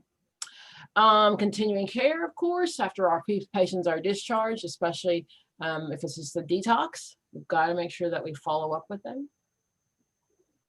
Our own moral ethics. Ethical implications. Some things that you need to know is it is the responsibility of the chemical dependency counselor to know the ethical standards set by your state government, whether it's your national or local level. These standards must be observed for each client. Of course, that makes sense. The use of confidentiality is supremely important, and confidentiality must be maintained unless the client is a danger to himself or others. Okay. The social and moral code of the community is questioned, must be respected. Counselors should consult other professionals if in doubt about an ethical issue. And counselors cannot let his or her moral code interfere with treatment. My values have no place in treatment, right? Right. Like whoever said that woman shouldn't have her babies because she's a stripper. That's value judgment. Value judgment. Okay. You're in the South, right? The counselor must ensure, okay, so ethical guidelines, things I have to make sure I follow, that my own needs aren't taking precedence over my clients. The counselors must possess the skills the necessary skills, aware of my own limitations. I'm gonna have a therapeutic, theoretical guideline. Education is supposed to be part of your practice. Always have to follow confidentiality. Confidentiality is the biggest code of ethics that's broken, and not on purpose. It's more often that we will call somebody and tell them about our client without a release of information. And especially in a small town where everybody knows everybody, you know, I got Bobby and his family over here. What was I doing again? So that's most often what happens. Or you're talking to one of your coworkers, you know, at a restaurant or someplace in public, and people hear. But it's not purposeful. We're not trying to violate everybody. We're just sometimes not careful. Okay. The ethical decision guidelines, that's in every profession. You have to figure out how to make an ethical decision. Okay. So I'm trying to think of an ethical decision. I had a client one time that was, he was a gay male. He came in to see me as his boyfriend just broke up with him. And the new boyfriend of my client's ex-boyfriend was dating the secretary in my office. So that was an ethical issue, like whether do I keep this guy, do I not? And I realized at the end of the first session. So he came in boohoo in the first session, and then after he left, the secretary came into me and said, "Hey, you know, he's the ex of my new boyfriend." So in that situation, we just referred him out. I'd only seen him one time, and I just said, "Man, make an excuse. You know, he'd get better service with somebody else," because I could not ethically see him, even if because the secretary guy, of course, he said, I won't read the code. I won't read the notes. I won't read the notes. And it wasn't about him reading the notes. It was worried about my client. If my client found out that I knew, he would never trust me again, right? I'd be like, oh my gosh, like I was part of that. So we all have ethical dilemmas in every profession. Did you, I'm sorry, did you tell him why that no. you, okay. Did not. So what did you say to him? We had not built rapport yet, and I just said, you know, my schedule was pretty. He came on an emergency basis, and I said my schedule was pretty full, and I just referred him to somebody else. Okay. It was a debate though between my boss and I, because my boss said I should have kept him, and I'm like, no. Go ahead. Is there clients that you choose not to see, not based on any ethical dilemmas, but just on your personal preferences? Have I? I mean, I don't see clients now, but I don't think so. I don't think so. Oh, well, I don't think so. I guess there's clients that I'm not seeing. Mm-hmm. And, huh? That you just don't care for? No, I don't want anyone who has severe mental illnesses, only because of COVID, me working from home, Mm-hmm. and I'm not connected here as I would like to be. Like knowing now, I forget her name because it says the Williams family, but Angela. Knowing Angela, I could make a call now to someone who's an acting, and I feel like, okay, I have this wraparound services. I don't know anybody. So I received a call from a mother who is divorced. The situation has many layers to it. She was severely ill that I didn't feel that I could help her. She needed like a higher level of care. Mm-hmm. While one could argue that, right? I just felt like, no, Mm-hmm. I don't want to take that one. I didn't want to take that one. With all this going on with COVID, me, Mm-hmm. and what I'm feeling and all that stuff, I'm not Mhm. where I need to be at emotionally and mentally to take that on. Mhm. And so that I turned down like maybe in February alone, probably like 10 people. I didn't take them on. And so that person I just told you about ended up, I called because what I do help them find someone. I don't just say, no, I can't see you or my schedule fit. I do say, but here's some resources. Like I don't have whatever my excuses. And she ended up in the hospital. I was like, I was right. She is severely mental ill. I can't emotionally take that on. So if I were your supervisor, that would be things for like that we would discuss definitely, because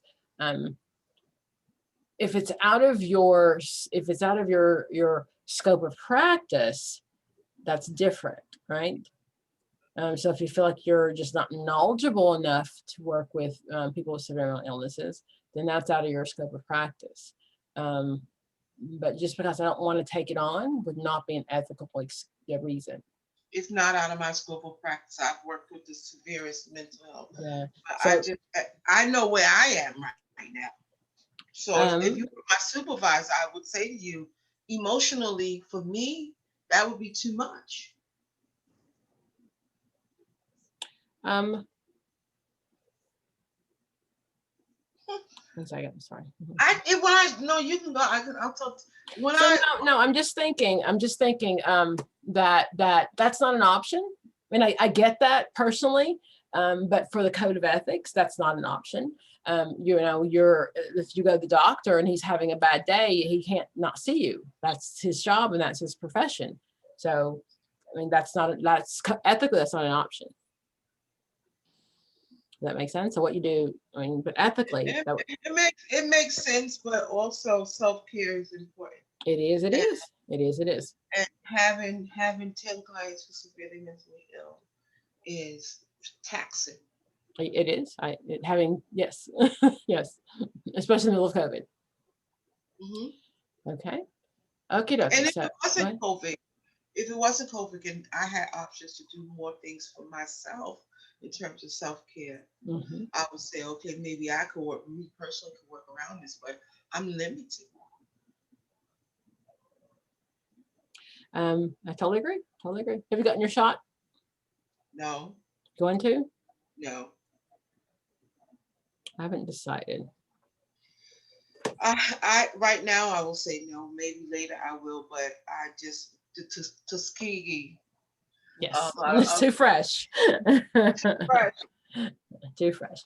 So that's that on a test. So that's why you have to make sure informed consent is both understood and signed, right? So you can't just have a sheet of paper, and then we can't.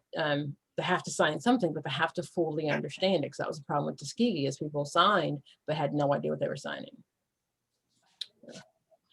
Okay, so then in the NAACP, the NADAC, remember we're going to use that code of ethics, okay? So the following issues: you can't discriminate, your responsibility, you have to be competent, your legal and moral standards, public standards, client welfare, confidentiality, all of those things that belong to that lovely NADAC code of ethics, okay? We talk about addiction as a disease, that's where that comes from. Do you know the Jellinek curve? Never heard of it. I had another, I was on another boot camp and that lady introduced us to that. I had never heard of it either until then. Mhm.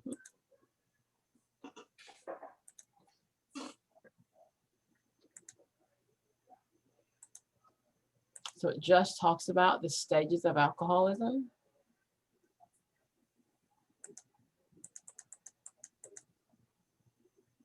Okay.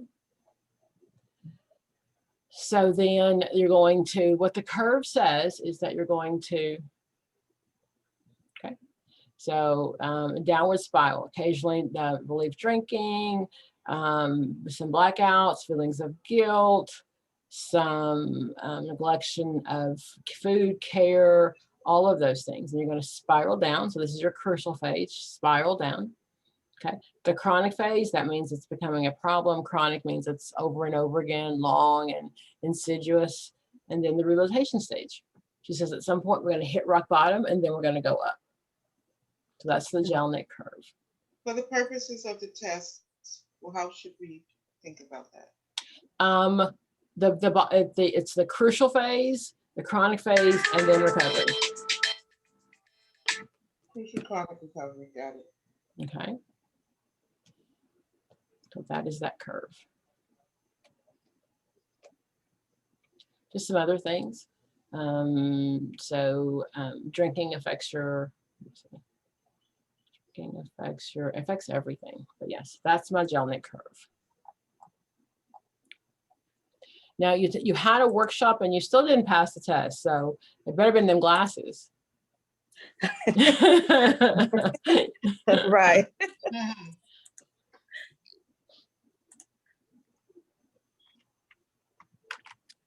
Right, because Angela knows everything. No, No, I don't know everything. I don't think there's any. Is there anything I brought up that you haven't heard before? No.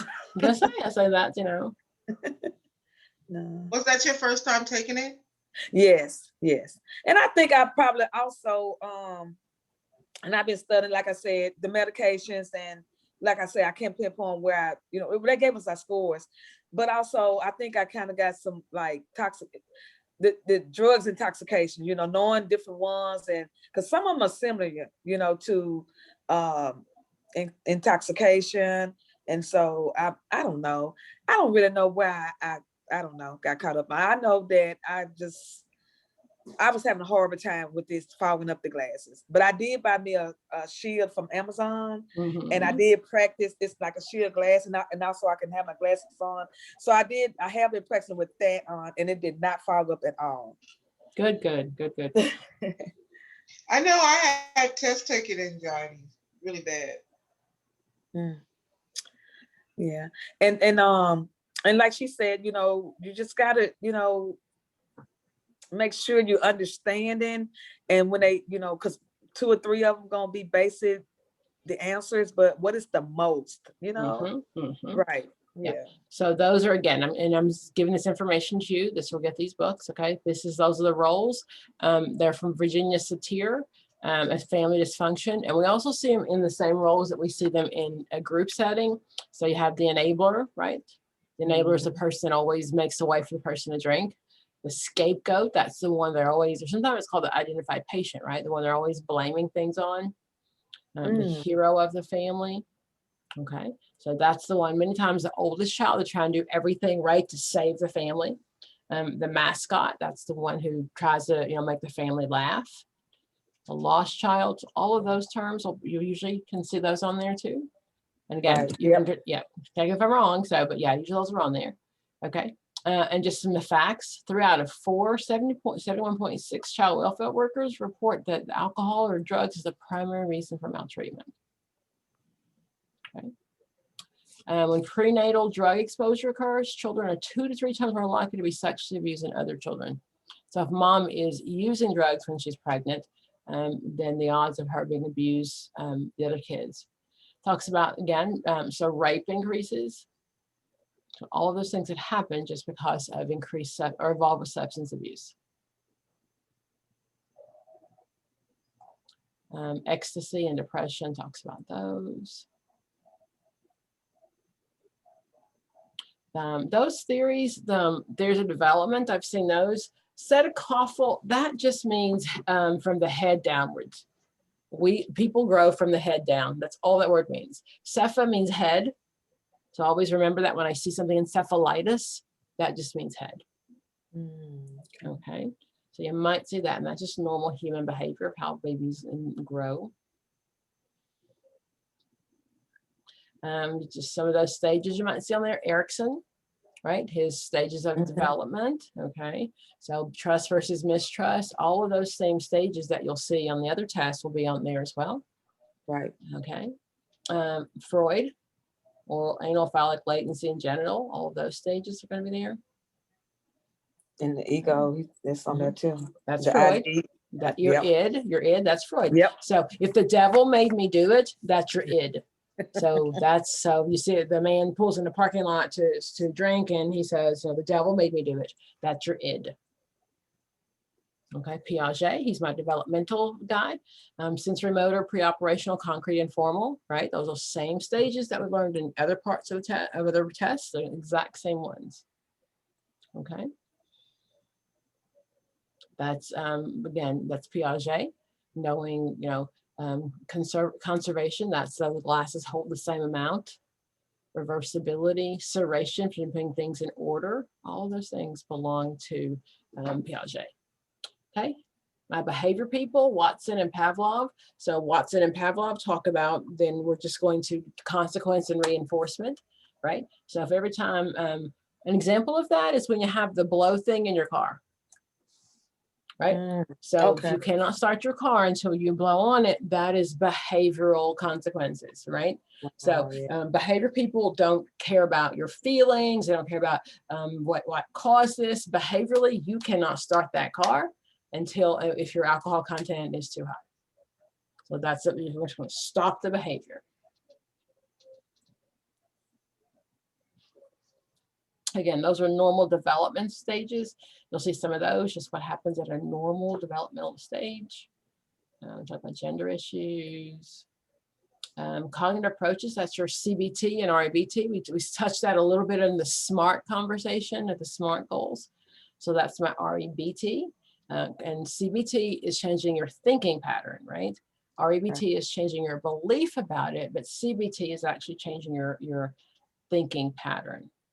Okay, so motivation enhancement therapy or motivational interviewing, what is that?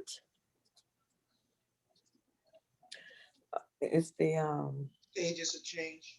Nope, that's the trans-theoretical model. This is, they came up with the same people, but the trans-theoretical model is the whole model, right? Pre-contemplation, contemplation.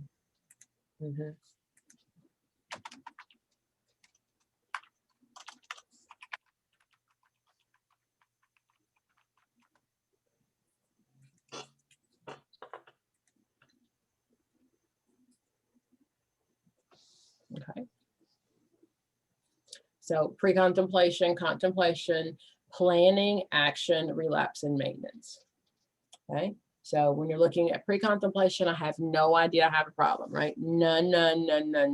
So between pre-contemplation and contemplation, that is when I'm going to use some motivational interviewing, right? Okay. So what's it going to look like?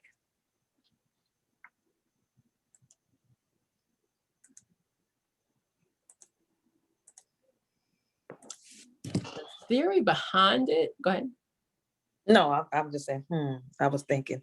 So the theory behind it is what used to happen was we really thought that our drug and alcohol users, we were so hard on them, right? That we came from a time where they were like the dregs of society, right? And they came in for treatment, they were still using, and we'd be mad, like, how are you still using? All those good things.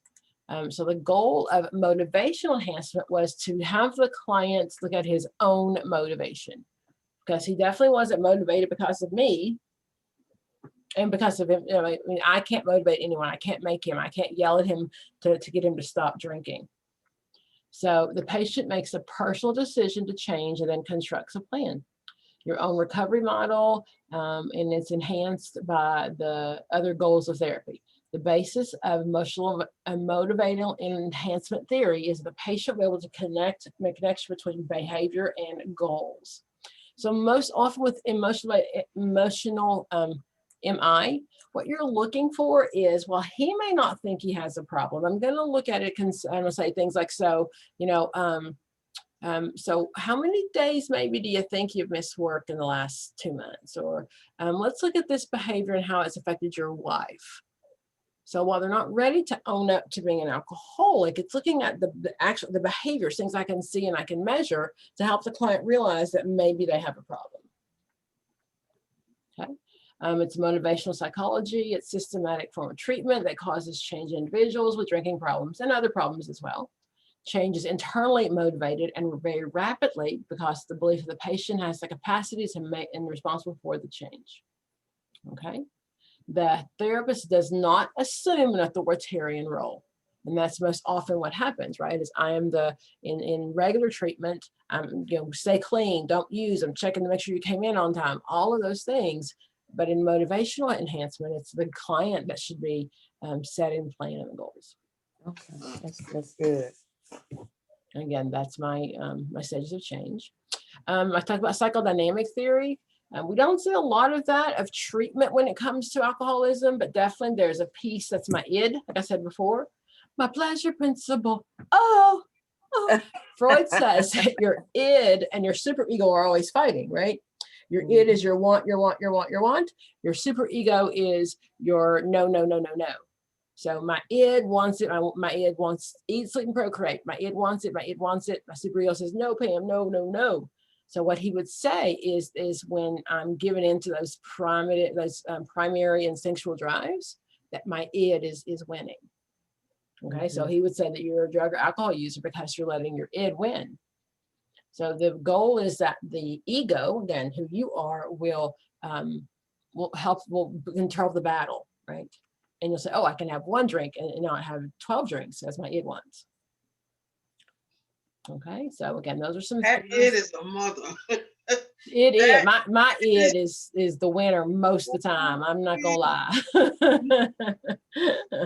My ego my id talk too much.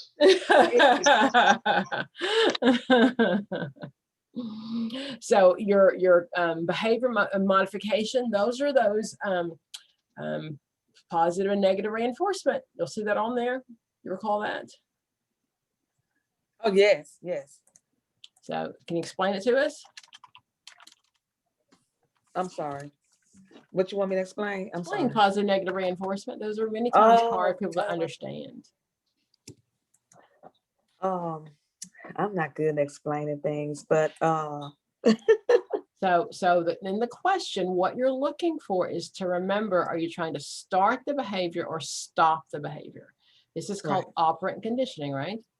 Yep. Okay, so the goal is that if I like your behavior and I want it to continue, okay, then I'm going to reinforce it. I can reinforce it by adding something or taking away something. Okay, so let's say if you going to work, right? So, okay, my job, I go to work every day. I love my job. I'm good at it. My boss can reinforce me by giving me something, right? Say, bam, we'll give you a raise. Yes, we're good. We're good. Yeah, we'll keep coming to work, right? He gave me something. That's positive reinforcement. Now, he could also reinforce me by taking something away. So if he said, Pam, you know what, you work so hard, why don't you just go ahead and take the day off with pay? Yeah, right.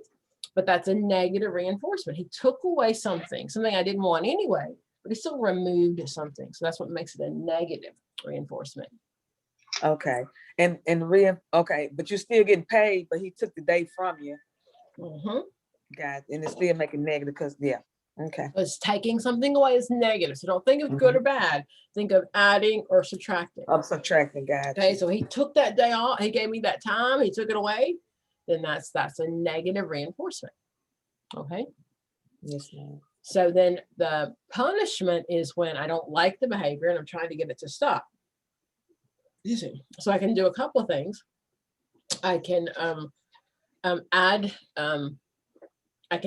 on a punishment, right? So your kid doesn't behave, you can spank him. You can spanking is a positive punishment, right? You're adding on something. Give him a dirty look. Anything you're adding on is extra chores. That's a positive reinforcement. Anything I'm taking away, that is going to be a negative punishment, right? I take away his free time. I put him in timeout, take away the TV or the electronics. Any of those things become a negative punishment. So in the question, you're remembering whether you're adding something or whether you're taking something away. Yes, ma'am. Okay, that's how I remember those.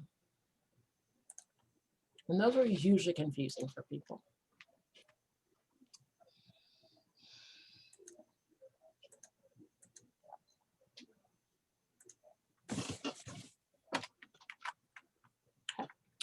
I'm going to go do a different, I'm going to just say that.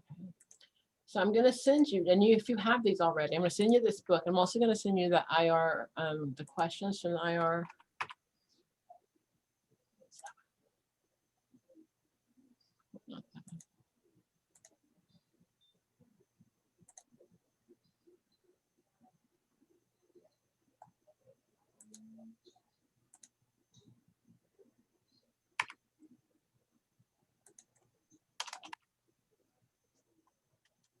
Don't forget.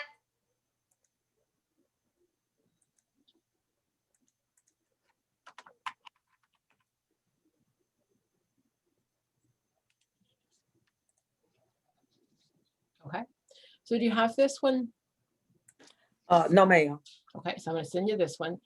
So this is the PRATS exam out of this book. Okay, so it's 450 practice questions. Okay, and that's what, and the answers and explanations are in the back, and it just kind of talks about. This is supposed to be the one that's closest to the real test. So I try to. Yes, ma'am. Okay, so you will get that as well. Remember, you have to email me. So if you'll put your, don't forget to email me, and I will send Yes, you ma'am. everything we used today. We'll put in the chat box. Yes, ma'am.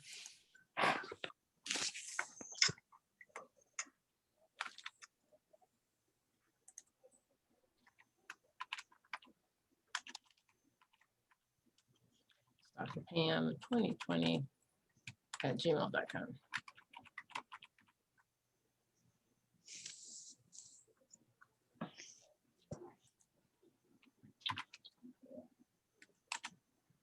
Okay. So again, so those are kind of that's the 450 questions. So most people find those to be quite helpful. And also I'm going to send you the flashcards. Oh, yay. I'm not a huge fan of the flashcards. They're from Mometrics, but because they're just so long. But it talks about naltrexone, what it does. So all of those terminologies are on there. Oh, great. Okay, so I'm definitely going to send you those as well. And so they're two-sided. So like, well, this is the back side. The first one on the top would be the front side. Okay. Okay, so yes, you'll get those as well.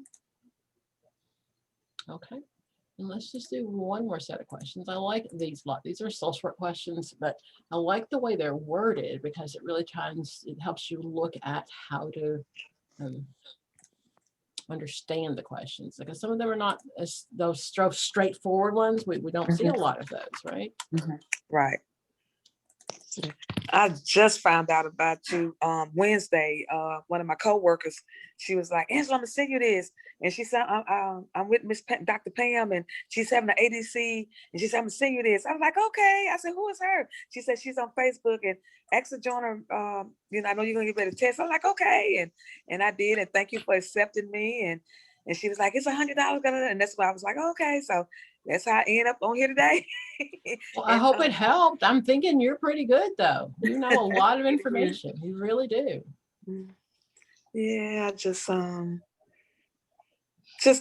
just kind of like got to make sure I know just going over some things and maybe what I Mhm. missed, and just try to remember what Mhm. they are asking me, Yeah. what And are they that's asking? and that's what we're going to do these, because these are also the vignettes, and then how to answer them based on the question, right? Right, So yes, ma'am. so you can put in counselor, you can put in substance abuse counselor, anywhere plus social worker, however it works for you. Okay. So Jane, she's a 14-year-old girl diagnosed with diabetes, reports to the clinical social worker that she and her boyfriend experimented with drugs. Jane is unsure about the names of the drugs that she has taken at parties, but says she is concerned about the possible side effects. The social worker's best option is to A, minimize Jane's concerns by suggesting she not try any more drugs. 2, support Jane's apprehension, suggest a referral for drug education and discussion with her physician. 3, discuss Jane's drug use with her parents and ask them to discuss the dangers with her. Or 4, suggest Jane get more information about the drugs she's taken. What would Two. you do? Number 2. Support her apprehensive, suggest a referral for drug education and discussion with her physician. That would be it. Perfect, perfect. So I'm not going to minimize her concerns, because those are real concerns. She doesn't know what she took. Right. Okay. There's no reason to discuss with her parents. She's not in imminent danger right Right. now. Okay. And suggest her, I don't think she's going to get any information. I think even if she went back to the store and or went to the people's house and said, hey, by the way, what'd you give me? They would have no idea. Okay. Henry is a longtime heroin addict who returned to live with his parents after several years of living on uncertain existence on the street. He receives methadone regularly to curb his use of illegal narcotics and sees a social worker every week. His social worker is likely to recommend what? A, to try other services to help curtail his drug use. 2, additional medical outreach. 3, frequent counseling to monitor his moods and activities, vocational assistance, and other medical and support services. Or 4, legal assistance. 3. Okay. Why? Well, it wouldn't be no other services Okay. because he's returning. Right. Exactly. Okay. We always It have to wouldn't offer be- services. It wouldn't be 4. Okay. There's nothing in the question that talks about him being arrested, right? He is using illegal substances, but nothing that says he needs legal assistance. Mm-hmm. Right. So I would choose number 3 mostly because of frequent counseling to monitor his mood activities. You got That it. would be my big choice. You got it. You got it. Okay. 5. Willie, age 16, has been occasionally sniffing glue, and anything else he feels will make him high. He casually mentions this behavior to his teacher, who refers him to the school social worker. When Willie comes to see the school social worker, he readily admits that he is abusing these substances. The worker should. What do I do? Okay. And again, you can be a counselor, so again, not necessarily a school social worker. Express alarm that Willie is using dangerous drugs. 2, propose Willie enter a drug education program who's better positioned to evaluate the potential drugs he faces. Ask Willie if he's feeling depressed and why he's using the substance. Or 4, discuss Willie's behavior with his parents. I would choose number 2. 2. Yeah. Okay, you got it. You got it. Okay, so both of those, when it came to people using who were not in imminent danger, the goal was to educate, right? Right. Make sure that people know the consequences and things that you can do. Okay. 8, Michael is 10 and lives with his mother. His family is low income and he's often absent from school. During an interview with the school social worker, Michael reveals that he's often alone as his mother is absent from the home 2 or 3 days. When, from Michael's description, the social worker learns that the mother is abusing drugs and probably addicted to an injectable substance such as heroin. How can the social worker best help Michael?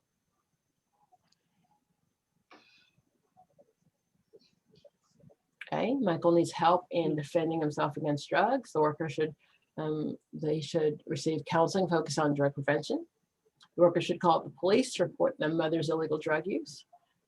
3, the worker needs to react to the fact that Michael at least is a neglected child. A report should be filed with Child Protective Services. And 4, the worker should discuss Michael's situation with the school principal and seek guidance in developing a comprehensive strategy for his mother, Michael and his mother. I would choose number 3. Okay, and how come? What words in the question support that? There's several things. One, he's being left alone for 3 days. That's it. That's Yep. it. Right. Okay.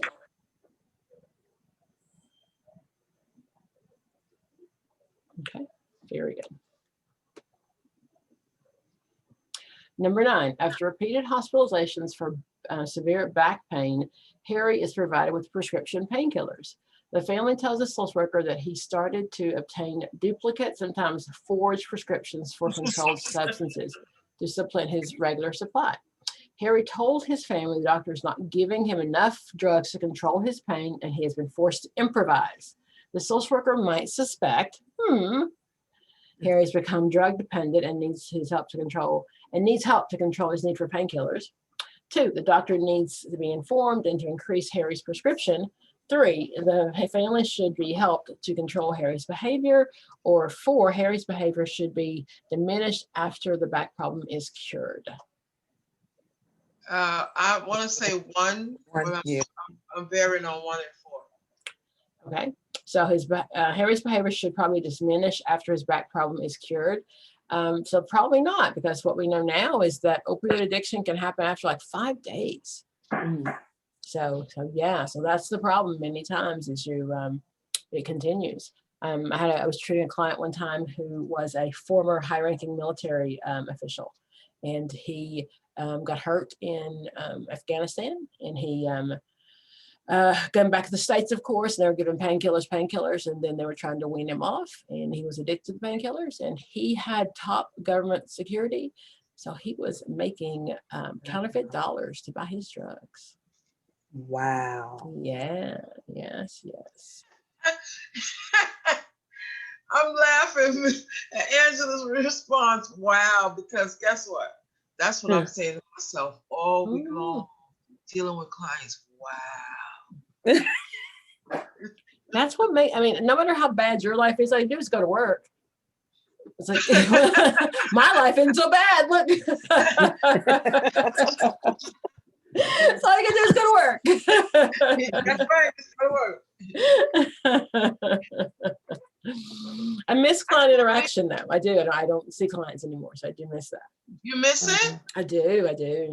I have my students do internship, so sometimes I'll get to go and hear the stories and visit, but I don't see clients. What made you switch?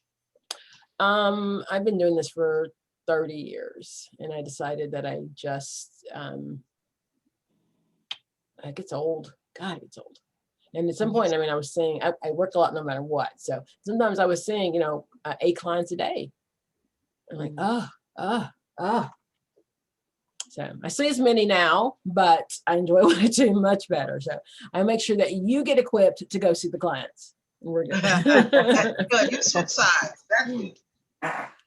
I'm in generativity versus stagnation. I'm trying to generate, that's Erickson stage, regenerate, leave a legacy, change the world, all that good stuff. So Right.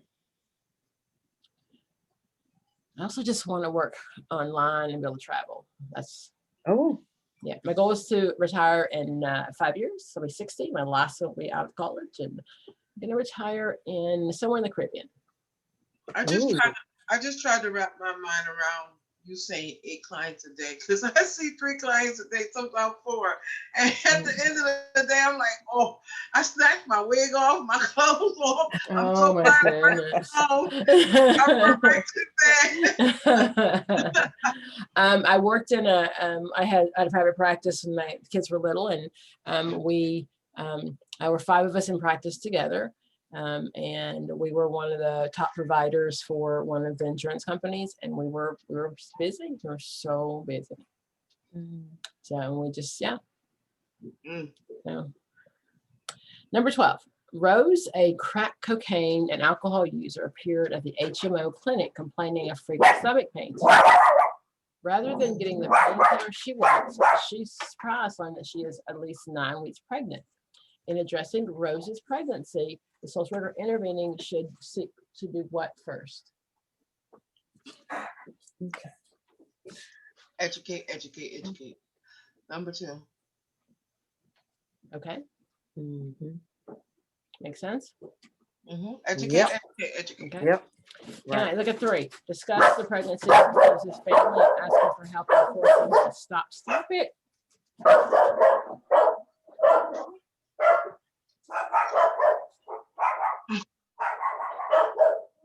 Can be number 3. Yes, a question. Yes, that's why it can't be number 3. We can't force anyone to stop ever, can we? Right. Okay. Look at 13. What got her so riled up? A friend dropped by and brought me a candle. Oh, get out, get out. Exactly. You're not Exactly. getting ready to get more attention than I'm getting last hour. These are, I don't know if you've ever, they're called shisha candles. Oh.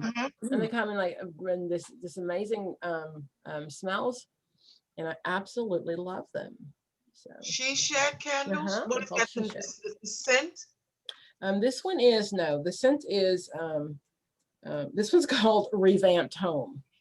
Aha, I just brought some candles yesterday. 3 of them. Yeah, and one had like calm on it.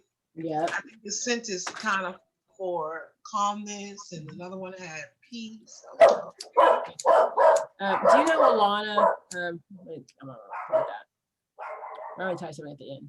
Okay, look at number 13. Bill is a recovering heroin addict, has not worked, had a home or maintained a regular lifestyle for over 20 years. Now in his 40s, Bill is prepared to do whatever necessary to get his life together. His parents have heard the story before.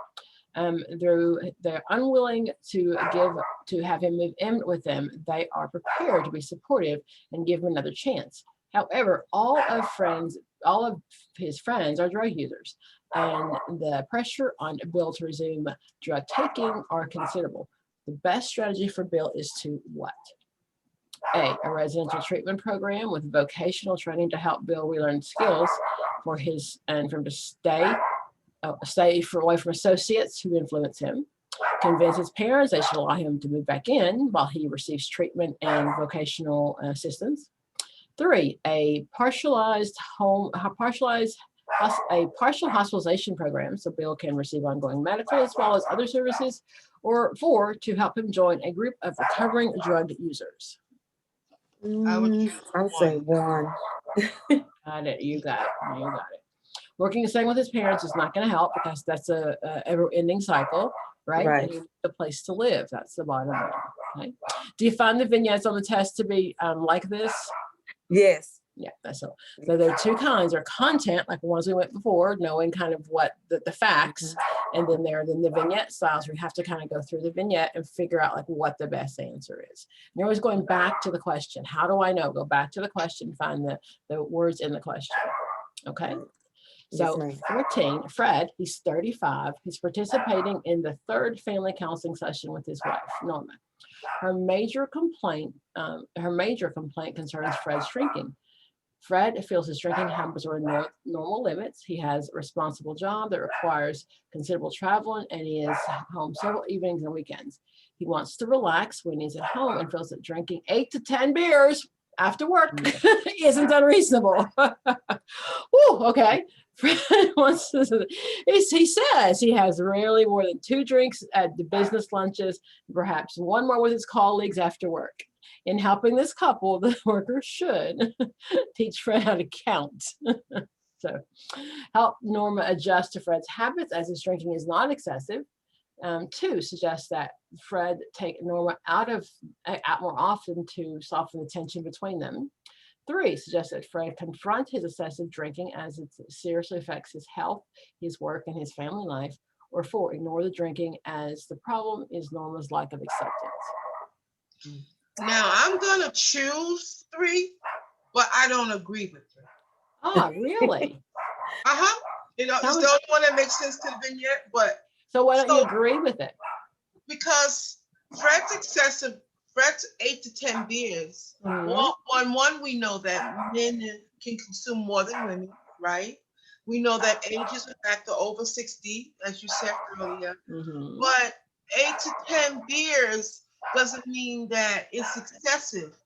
If she said that he has to drink before sex, he has to drink before this, or if she was able to help me feel like it was an addiction based on the signs of addiction, Okay. I don't see Okay. anything wrong So with 8 to 10 beers. you went someplace else, didn't you?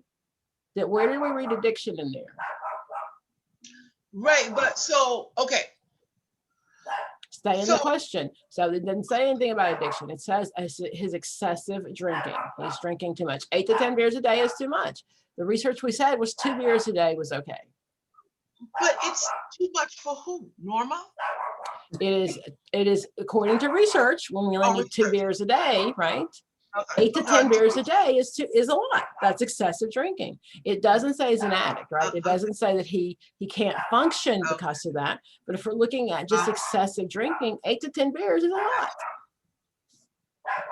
And he's probably lying. He's probably having 10 to 12, right? I mean, honestly, when we're looking at our drug users and our addicts, so he's probably minimizing the problem. Right. So he's probably having a lot more than 8 to 10, and that's a lot. But it doesn't. So the question didn't make him an addict. So be sure that you stay in the question, right? And I was just gonna say that this is just about the question, Mhm. because in real life, like when you gave the example about your in-laws and your funeral and your daughter, and it was like, oh, she clutched her pearls. Like, Yes. it's normal to them. Yes. So it something is. like, especially in the Mexican community, Mexicans drink 20, 30, 2, 3 6-packs, and it's normal. It still doesn't mean it's not excessive, though, right? That's a lot. I think that okay. So let me say it like this, and all of this really is to confirm what you said. Mhm. Stay in the question. Right. And I want you to confuse addiction with use. Right. And I know we don't use, but so if he couldn't do anything, then yes, I would say he's an addict. But according so having been a wife before, no, I know that my husband worked and he sacrificed. He came home. Saturdays was the day that he did what he did. And as a wife, some things you just say, okay, this is Saturday,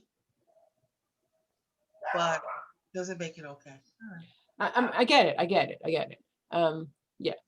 But I think if he had 8 to 10 beers every day, that would be a concern for most wives. Yeah. Okay. Look at number 15.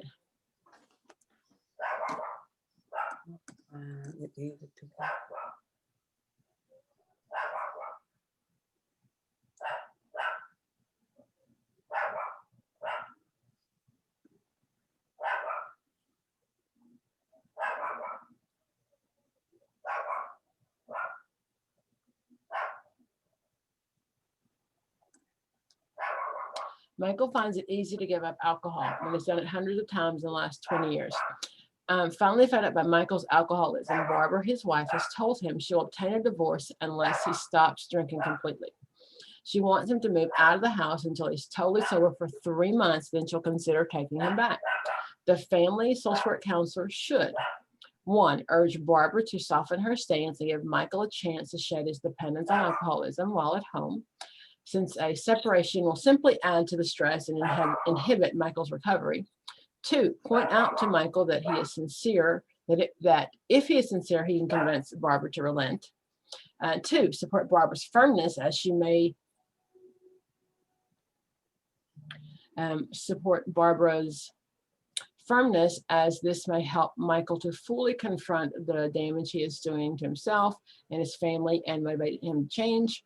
Or 4, help Michael confront the situation he now faces and assist him in finding the treatment resources he needs. I would do 3. I like 4, but I think 3 because I'm gonna shoot for 4. 4 is the answer. Wait, let me back. Okay. No, the goal is to support Barbara.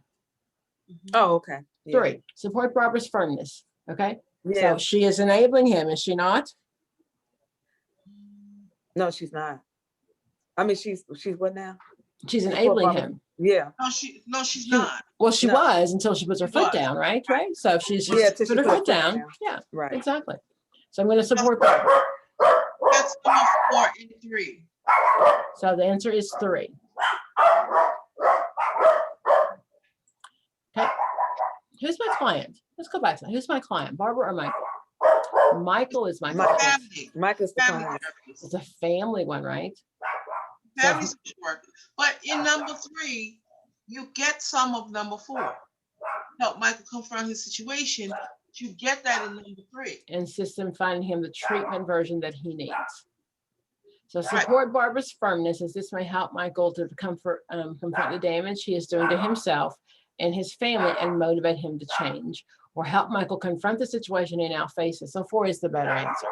You're right. Yeah, that's what I thought, because Yeah, he need to find the treatment resources that he needs to get himself together. you're right. You got it. You got it. Okay, guys, I do have to let you go. I hope you found today helpful. You'll get a recording of this. I will, it probably won't be right now. I do have like a few sessions afterwards. So let me stop recording now. There we go. Any questions? Wait, No. let me stop it first.